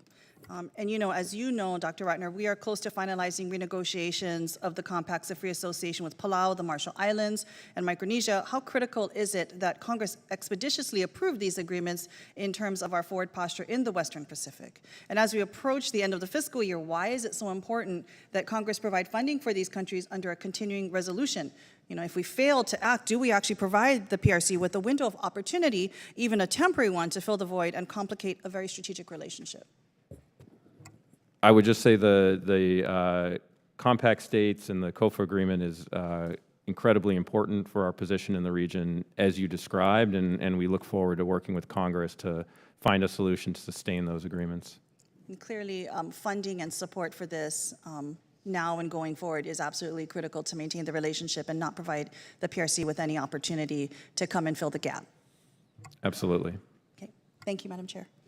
Thank you, Ms. Takuda. The chair now recognizes the congressman from Texas, Mr. Fallon. Thank you, Madam Chair. Xi Jinping has repeatedly and publicly stated that he's willing to use force to unify China and bring Taiwan, as he says, back under control in one nation. I find that comment interesting because the Communist Chinese have never ruled in Taiwan, and I just think that's a historical note to mention. He's called it a natural requirement and for them to be reunited, in stating that the use of force is their policy, preparing for a contingency to unify Taiwan by force if perceived as necessary by Beijing. And then former Indo-PACOM Commander Admiral Philip Davidson stated in 2021, when talking about China's potential for invading Taiwan, said, and I quote, "I think the threat is manifest during this decade, in fact, in the next 6 years." And that means, of course, by 2027. Now, while nobody wants war, what is the best way to prevent it? And, you have to take great care when you talk about, when you use comparisons to the Nazis or Hitler and things like that, because it's overused. But I think it is instructive to listen to what dictators say. In January of '39, Hitler gave a speech and he outlined two goals. He wanted war and he wanted to annihilate the Jewish race in Europe. And then, of course, in September that year, he went ahead and tried to accomplish both objectives. And then in 2021, in July, Vladimir Putin released an essay, and it was on the historical unity of Russians and Ukrainians. And he went on to say essentially that they're not like brothers, they share the same soul, which of course is rather chilling. And then 7 months later, he claimed he was going to liberate and denazify Ukraine. So I want to offer these examples, not to, of course, stoke fears, but to illustrate that we need to listen to what dictators are saying. And we can all hope for the best, but we need to prepare for the worst. And I'm a little afraid that we're not necessarily maybe preparing for the worst. Dr. Ratner, if you could, and I'm being not facetious here, but serious, I don't know what the Biden administration policy is vis-a-vis Taiwan and a potential Chinese attack. Will we defend Taiwan if attacked? Is that the policy? The policy, Congressman, is one of strategic ambiguity. Okay. And has been for decades, and we believe that remains most important to maintain that status quo in our policy. We are clear-eyed about the PRC I apologize. threat. I don't mean to interrupt you, but we just have very limited time. And I wanted to get to your point in your answer about strategic ambiguity. I think that was an okay policy when China didn't have the capability to invade Taiwan successfully, which clearly years ago they had not the capability to do so. They have it now. So I would argue that, well, let me ask you this question. Do you think Xi Jinping is more likely than not to invade Taiwan if there were two circumstances? If the United States president, whoever it was, said, we will defend Taiwan. That's scenario A, if attacked by China, the Chinese communists. Or we maintain strategic ambiguity. Which, if you are sitting in a think tank or you're in the war room at the White House, what do you think is more likely? I think the effects of changing our policy to one of strategic clarity away from strategic ambiguity would not strengthen deterrence by the United States. I think it would increase political tensions and make conflict more likely, and I think it would cause us to lose the support of our allies and partners, as we described earlier. Okay. I respectfully disagree. I think you have to do it in the right way. We're not really changing the political policy at all. We're not saying that we support Taiwanese independence, because I do think in what you just said that would exacerbate the issue. All we're saying is if China uses force, then we'll defend Taiwan. I would argue that it's going to increase deterrence because deterrence work. We know what dictators and authoritarians do. They avoid strength and they attack weakness. If he thinks he can grab it, let me ask you this. If Xi thought he could grab Taiwan, have 6 months maybe of economic sanctions, and then the world, much like Crimea happened with Putin, do you think he'd do it? When we think about deterrence, what we think about is ensuring that he does not believe he could exact aggression against Taiwan at acceptable cost. So but do you think then if he did what Putin did, Putin successfully grabbed Crimea? I think we'd all agree with that. Do you think if Xi could follow that model, he would do it? I guess it depends what you mean by the Putin model. If the world largely forgot Xi about what Jinping happened believed by invading, we normalized in 6 to 12 months, and everybody went back to the way they were living. That's what I mean. Look, I don't want to get into hypotheticals. What I would say is I understand the questions that you're asking, and it is at the heart of how we think about deterrence and ensuring that Xi Jinping does not believe he can do that at acceptable cost. And we think today that is the case, and that's why we say deterrence is real and strong. That's why we say we do not think an invasion is imminent or inevitable, and we are doing more than ever to keep it that way. I'm Congressman's time is I'm afraid that expired. he may think in very short order that it is acceptable. The Thank chair you, now, Madam Chair. the chair now recognizes the Congresswoman from Virginia, Congresswoman McClellan.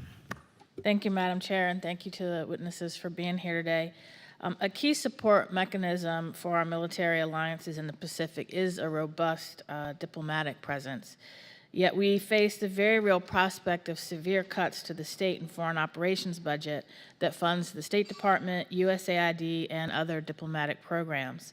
How would significant cuts to the international affairs budget complicate efforts to maintain alliances and ensure we are able to present a united front against political aggression by the Chinese government against Taiwan? Congresswoman, thank you for the question. We have used the diplomatic budget effectively throughout the Indo-Pacific to be able to shore up alliances and partnerships where it comes to reimagining our alliances and partnerships with Japan, with Vietnam, with Korea, with Taiwan, of course, with the Philippines. If there are cuts to the state foreign ops budget, and I can speak from the perspective of the IMED account, our peacekeeping operations account, and our foreign military financing. Because these budgets are so heavily earmarked, we have very little flexibility. If there were cuts, what we would have to do is look at anything that isn't earmarked and put it on the cutting room floor. There is no earmark for Taiwan. There are very few earmarks in the Indo-Pacific, and so we would be looking at keeping status quo, which is that 70% of the FMF budget is in the Middle East. We cannot afford to do that. Thank you. Secretary Ratner or Secretary Resnick, the United States, Japan, and South Korea recently concluded a summit that made progress on a number of fronts to expand trilateral collaboration. Can you elaborate on how we are expanding collaboration with our trilateral allies, particularly the joint military industrial base capacity expansion and specialization, and what areas we are looking to further expand coordination in the future? Sure, I'm happy to start to say that the leader-level meeting that President Biden hosted at Camp David truly was historic in terms of bringing together two of our closest allies around the world, Japan and South Korea, and I think there's no question that all three of those countries are more secure when we are all working more closely together. During that summit, there were two particular announcements that were made as it relates to military cooperation. One was to advance a program on data sharing for early missile warning data between the three countries, particularly related to the North Korea threat. We're making progress on that and hope to have that in place by the end of this calendar year. And secondarily, in addition, to be developing a more regularized program of trilateral military exercises and cooperation. That's also under development, and we think this is a really positive trend, and it's one that is not just happening in Northeast Asia. I should say that we are working increasingly in combination with our allies and partners, Japan, Australia, and the United States, also as a trilateral configuration, are engaging in new and unprecedented forms of military cooperation, and we think this is really important for deterrence and for regional security. Thank you. One of the alarming but not unexpected dynamics of Russia's war with Ukraine has been the tendency of African nations to remain uninvolved or continue to engage with Russia despite its gruesome war crimes, which I would characterize as a colonial war of aggression. Would we expect a similar dynamic to play out in a Chinese invasion of Taiwan? And how are we working to increase engagement with our African partners that would make them less likely to side with China or continue to treat China normally should it move aggressively toward Taiwan? Thanks for that question. And this is something that we work on every day globally, but including in Africa, to make the case for the rules-based international order and how Africa especially can benefit from it. We have a lot of work to do here, and especially in the context of Wagner operations in Africa, we have a lot of work to do in order to remain competitive. That is something that we have started in a number of countries, and we're happy to come back and brief you in a different environment. We understand that there are some lessons learned from these kind of conversations that could apply in a Taiwan scenario, and we'll continue to work those relationships. Thank you. I yield back. Thank you. The chair now recognizes the congressman from Georgia, Dr. McCormick. Thank you, Ms. Chair. Thank you to the witnesses for coming here today and testifying. I think everybody in this room agrees that Taiwan is extremely important to us strategically. It's the linchpin of the first island of the chain, and as for now, we obviously have a lot of critical things going on in the area. I'm worried about the technologies that it contains as far as we really maintain the leader in AI industry, but where the AI chips are produced is an island that entirely produces 100% of our AI chips. My concern is if China does what it says it's going to do, and I'll take them for their face of their word, by 2027, and we don't have a plant up here to take over that, what capabilities, and I'll direct this to you, Major General McGee, what capabilities or what kind of agreement do we have with the Taiwanese in denying Chinese access to that AI production in the case of an invasion, or our access to that same production? Because without AI, of course, being the leading technology of our day, matter of fact, of any day, that will affect our economy and our ability to produce the next leading edge of technology. How do we keep them from access or obtaining that and keeping us from denying that access? So I appreciate that question. I think export control, though, might be more of a Department of State question. I'm actually talking in the case of an invasion, so actually a war. If they do indeed do what they say, by force, try to take Taiwan, and you can defer this question, but it goes back to a conflict where Taiwan and China are in conflict. How do we maintain our access to a hard value asset, which we cannot produce ourselves? And we're 2 years away from it, even if we do groundbreaking now. And how do we deny the Chinese from obtaining that same hard asset in a time of war? I'd be happy to discuss that in another setting, but would say, of course, the broader question of how do we maintain our advantages in peacetime, and then how do we maintain resilience or build resilience into crisis and conflict is something we absolutely are looking at in terms of trying to increase our supply chain resiliency of our defense industrial base and support programs with domestic and alternative materials as well as innovative manufacturing. So you're identifying an important challenge, and we're laser focused on it, and would be happy to follow up in a different setting. Okay, so we'll put the war stuff on the table because I get that. I'm a military guy. So let's talk peacetime. One of the things I think is great, maybe in a sort of strange way, is the Arunachal-Pradesh region of India, which is disputed by China, which has about 300,000 troops on the border there disputing that. That's just per side. So you have 600,000 troops right there in that region, which I think they have to rotate every 3 months or so because the altitude is so high, which is a great deterrence when you talk about what China has to face in that region, which I think is great to have great strategic allies in that area. When we talk about deterrence, obviously we did a horrible job of deterring Russia from invading Ukraine. We knew he'd talked about it. Nobody took it at face value. Then he did it. We didn't do a good job. We weren't strong enough to deter them from doing that. What are we doing deterrence-wise other than saying we're investing in the military, we have great training, we have great assets, but what are we doing to truly make China think second thoughts other than supporting Ukraine, which I think is a great deterrence, saying, we are committed to our friends.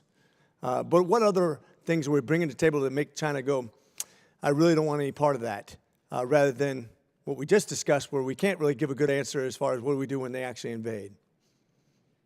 Maybe I'll start and ask General McGee to build upon the question. I mean, look, we have a national defense strategy that has informed a budget that is focused on the capabilities that we need to deter and prevail if necessary against the PRC. For the first time, a strategy focused on the PRC as the primary challenge, and our budget request reflects that. So we are investing in the capabilities we need. Joint Staff has been working very concertedly on the joint warfighting concept and operational concepts that are designed to overcome operational problems that the PRC is trying to present. So it's capabilities and concepts. We are building out our forward defense perimeter in the Indo-Pacific and have made really important gains over the last year in Japan, in the Philippines, in Australia, in Papua New Guinea, such that we are forward in the region, and we are strengthening our alliances and partnerships, including in ways that are relevant to potential China-related contingencies. And I know I'm out of time, so I'll just reinforce how important the Quad is, how important our alliances and strategic alliances are, and also our investment in the area, not just in what we do, because we don't like nuclear powers to go against each other, but investment in other strategically important allies in the region. That's why we do what we do. Thank you. With that, I yield. Thank you. The chair now recognizes the Congresswoman from New Jersey, Ms. Sherrill. Thank you. First, I want to thank all of you for your hard work during these really troubling times as we face a variety of complex pressures around the world. As a member of the Select Committee on Strategic Competition with the Chinese Communist Party, we know that sufficient basing, supply chains, logistics efforts in the Indo-PACOM are critically important, but also the role of ensuring that economic factors at play are another critical and sometimes as important role as we, the CCP, and our global partners react to the Taiwanese contingency. So I secured in this year's NDAA an amendment to have DoD analyze where they can better partner with the Commerce Department so we can ensure that economic and business factors are thought of as we game plan our Indo-Pacific efforts and assess consequences of our actions. To each of you, Can you give a quick overview of your current efforts with commerce and where you might see further partnerships?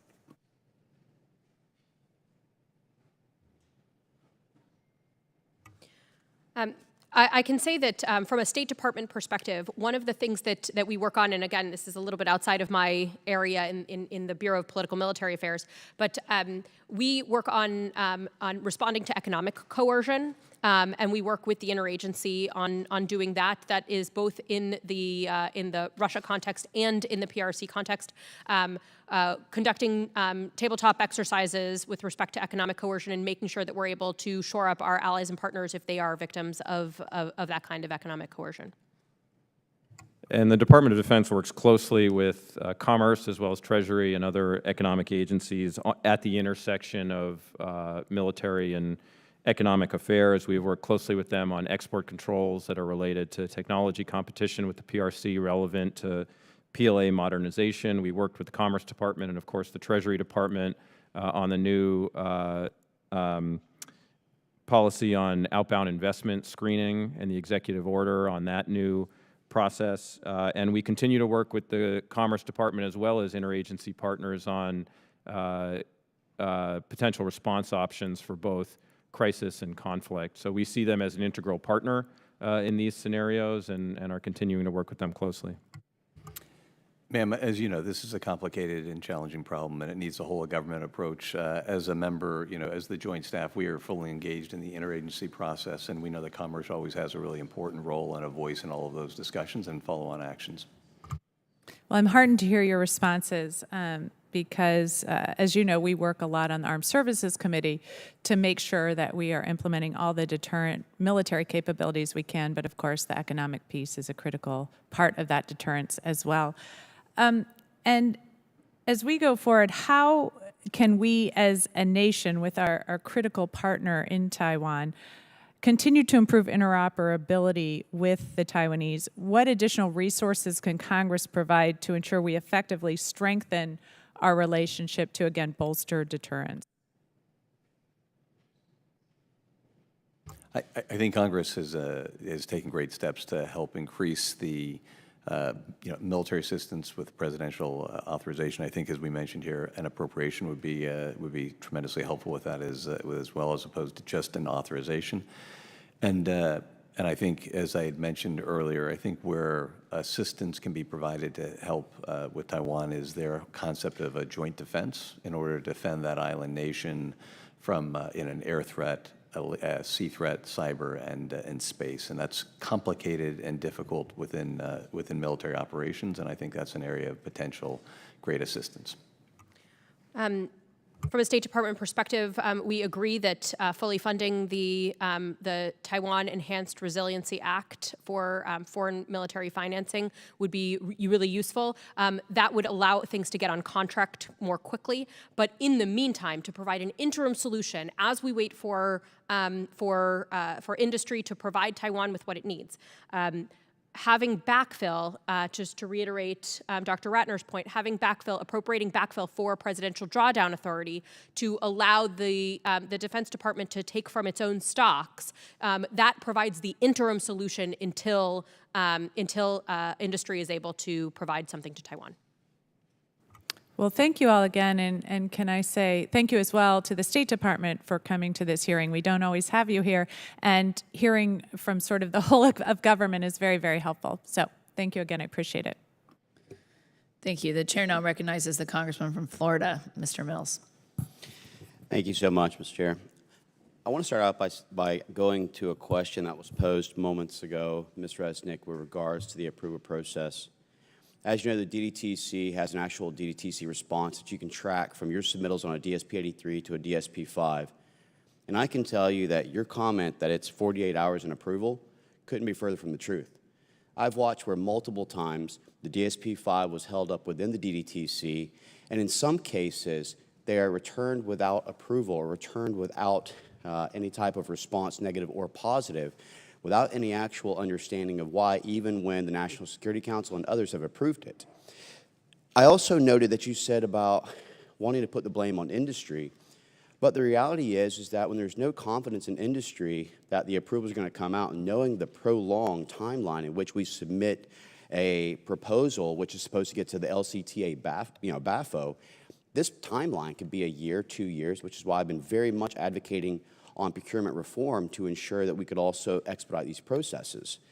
But again, the idea that it would take industry long to purge lines to ensure that the previous contract didn't actually have any overlapping materials to ensure that it was a legitimate new cost doesn't take industry that long, and I've seen where they've done it. They like to try and add that it costs more than it really does, and I know how they fluff the things on this. And they claim that they use GAAP, our generally accepted accounting principles, but we know how that's been abused. But I want to go back to outcome, not process. The OEM for F-16 parts, and we know we just had roughly 103 Chinese aircraft that had basically incurred a little bit of that on-the-line kind of preemptive response that allowed the Taiwanese having to spin up. Every time they cycle that aircraft for the F-16, that leads to a closer point in which they're actually going to say, okay, well, last time that we did this exercise, we saw a 10% increase in how many people responded than now. That must mean that they don't have the necessary parts. So it gives the Chinese also an intelligence capability to gather whether or not we're responding in a timely manner and whether or not that their ability to ramp up to be able to deter this. So again, providing very strategic military information. What can we do to increase the approvals? Not the amount of funding, not whether it's an FMS, FMF, or a DCS contract, which is even better for the United States economy, but to speed up the actual process, because I can tell you, ma'am, it is not 48-hour approvals. First of all, Mr. Mills, thank you for your leadership on this and for bringing up these very important issues. Highly advanced defense articles, as you know, must go through an interagency clearance process that the Directorate of Defense Trade Controls manages. So that goes through several different stakeholders in the Bureau of Political and Military Affairs. It also goes through other stakeholders within the State Department and within DoD. Within the Pentagon. We are expediting arms sales to Taiwan as quickly as possible. We approve, as I said, we approve most FMS cases to Taiwan within 48 hours. Those are the items that are under congressional threshold. In industrial production capacity and not states' review process is what is holding us back at this point.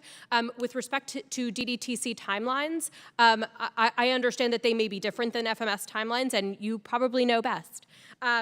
But understanding from an outcome perspective, what we are trying to do here is improve those timelines regardless of where the choke points are. Well, I can tell you that I'm committed to try and work with you, your team, the DDTC, to ensure that we actually do get the necessary reform to support industry and support upcoming response.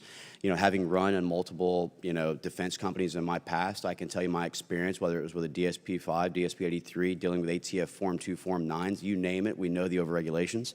But I do want to ensure that we're able to respond. And I want to comment on something that some of my colleagues have talked about. They keep talking about how we handle Ukraine determines the outcome of Taiwan, and I slightly disagree with this. And I disagree with this because what we don't recognize is the non-kinetic economic and resource supply chain capabilities that China has really tried to bolster in an effort to try and prevent America from having.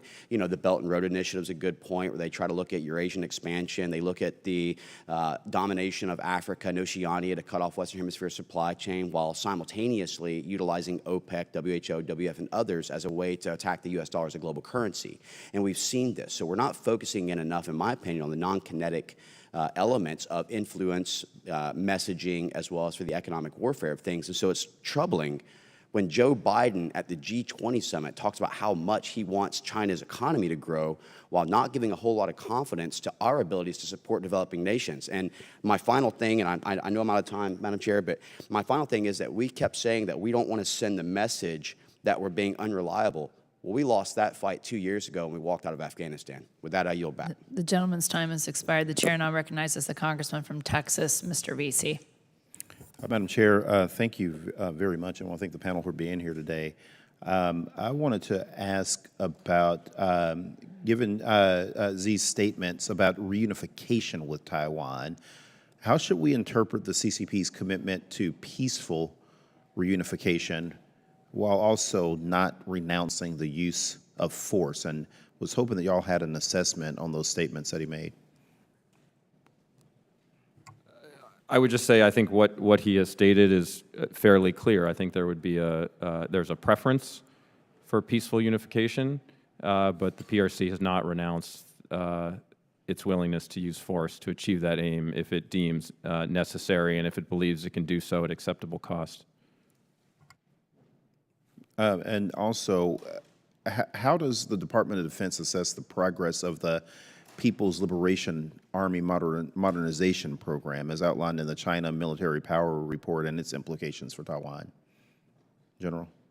I think we've seen an expansion of their capabilities, really sort of a broad-based. We think many of those capabilities would enhance their ability to launch a cross-strait invasion, but that does not mean that would be an easy operational challenge. I still want to highlight the significant operational difficulties for China to be able to conduct that operation. I know that CIA Director Burns mentioned that Z instructed the PLA to be ready for a successful invasion by 2027. And I wanted to sort of couple that with something that happened back in the 90s under President Clinton's administration, the third Taiwan Strait crisis. I know that particular incident that took place back in the 90s, that was a really big influence, on the Chinese as far as the way that they see themselves projected in the region as far as ocean power is concerned. Could you sort of talk a little bit about the significance of that and how maybe that plays a role in how the Chinese think today?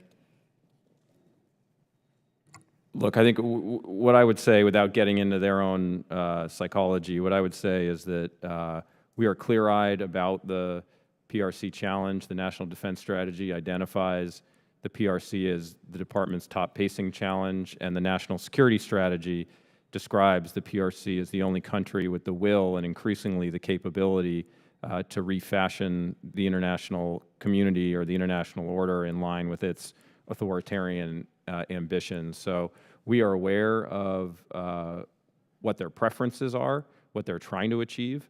However, what we are trying to do is ensure that they cannot achieve those aims at acceptable cost. Yeah.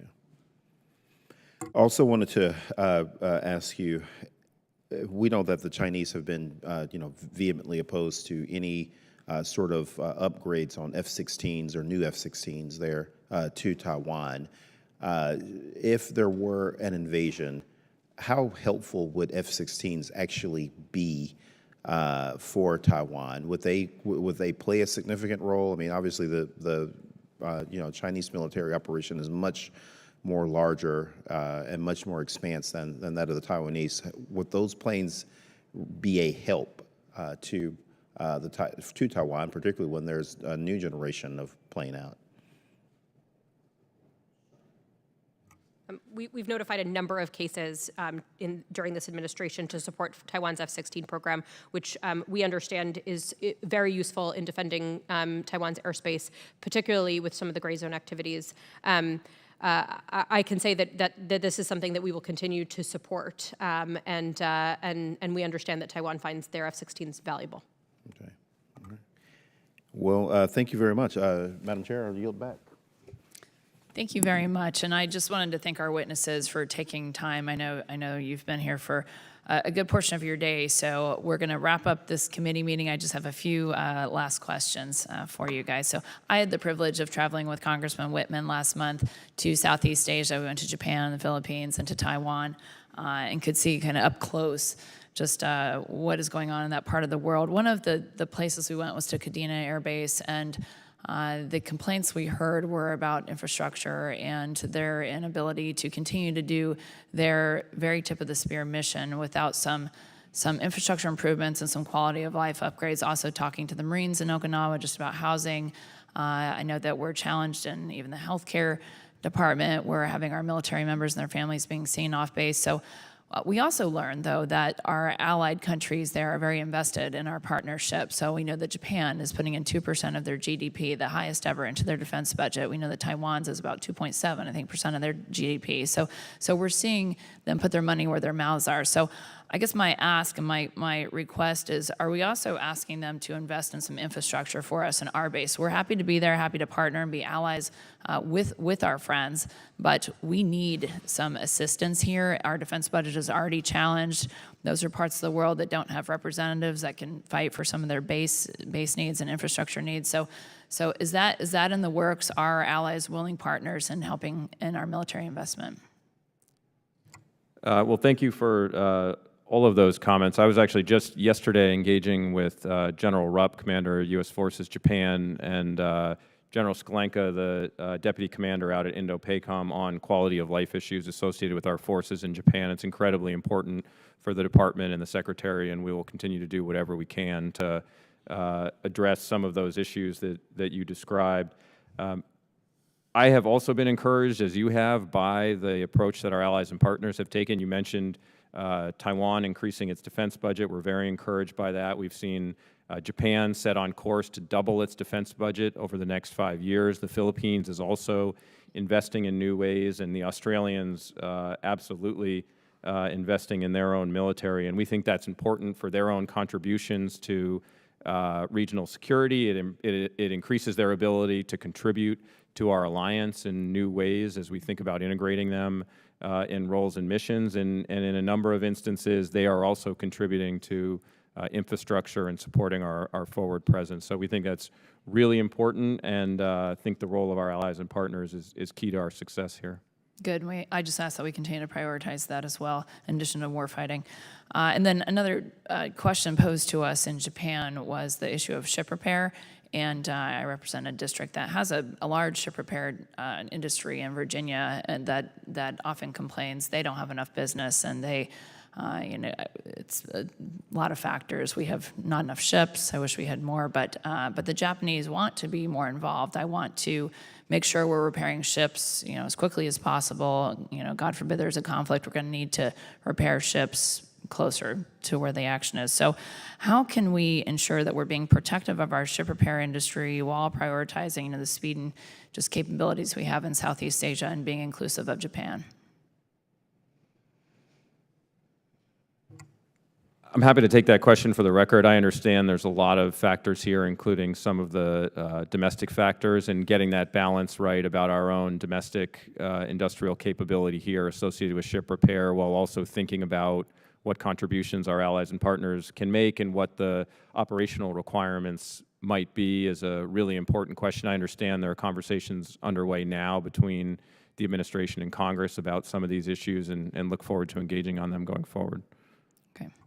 Good, thank you. And then they also brought up the issue of cognitive warfare, and we were there during Fukushima when there was some environmental groups and there was some interference from China. They had a lot of bad press. They utilize cyber technology, the media, to be influential to the Japanese people, which right now are overwhelmingly supportive of our alliance and our relationship, the relationship we have with Japan. But just thinking forward, are we cooperating and being supportive of them on that cognitive warfare front as well? And I think it's an important thing that we sometimes overlook, but just wanted to hear how we're prioritizing that too.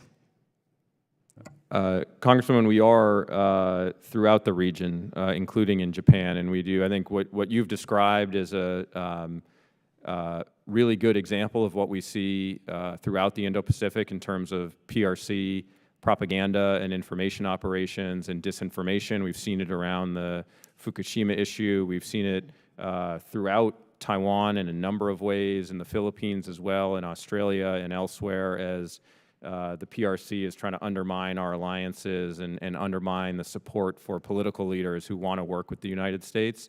We're working with these partners in terms of their own cyber capabilities, their own cyber hygiene, as well as our own demands that we do as much as we can to be transparent about the information we have about what the PRC is doing, and we'll continue to be focused on that. Good, thank you very much. My time has expired. So I thank our witnesses for being here and our members for their participation, and the committee now stands adjourned. Thank you.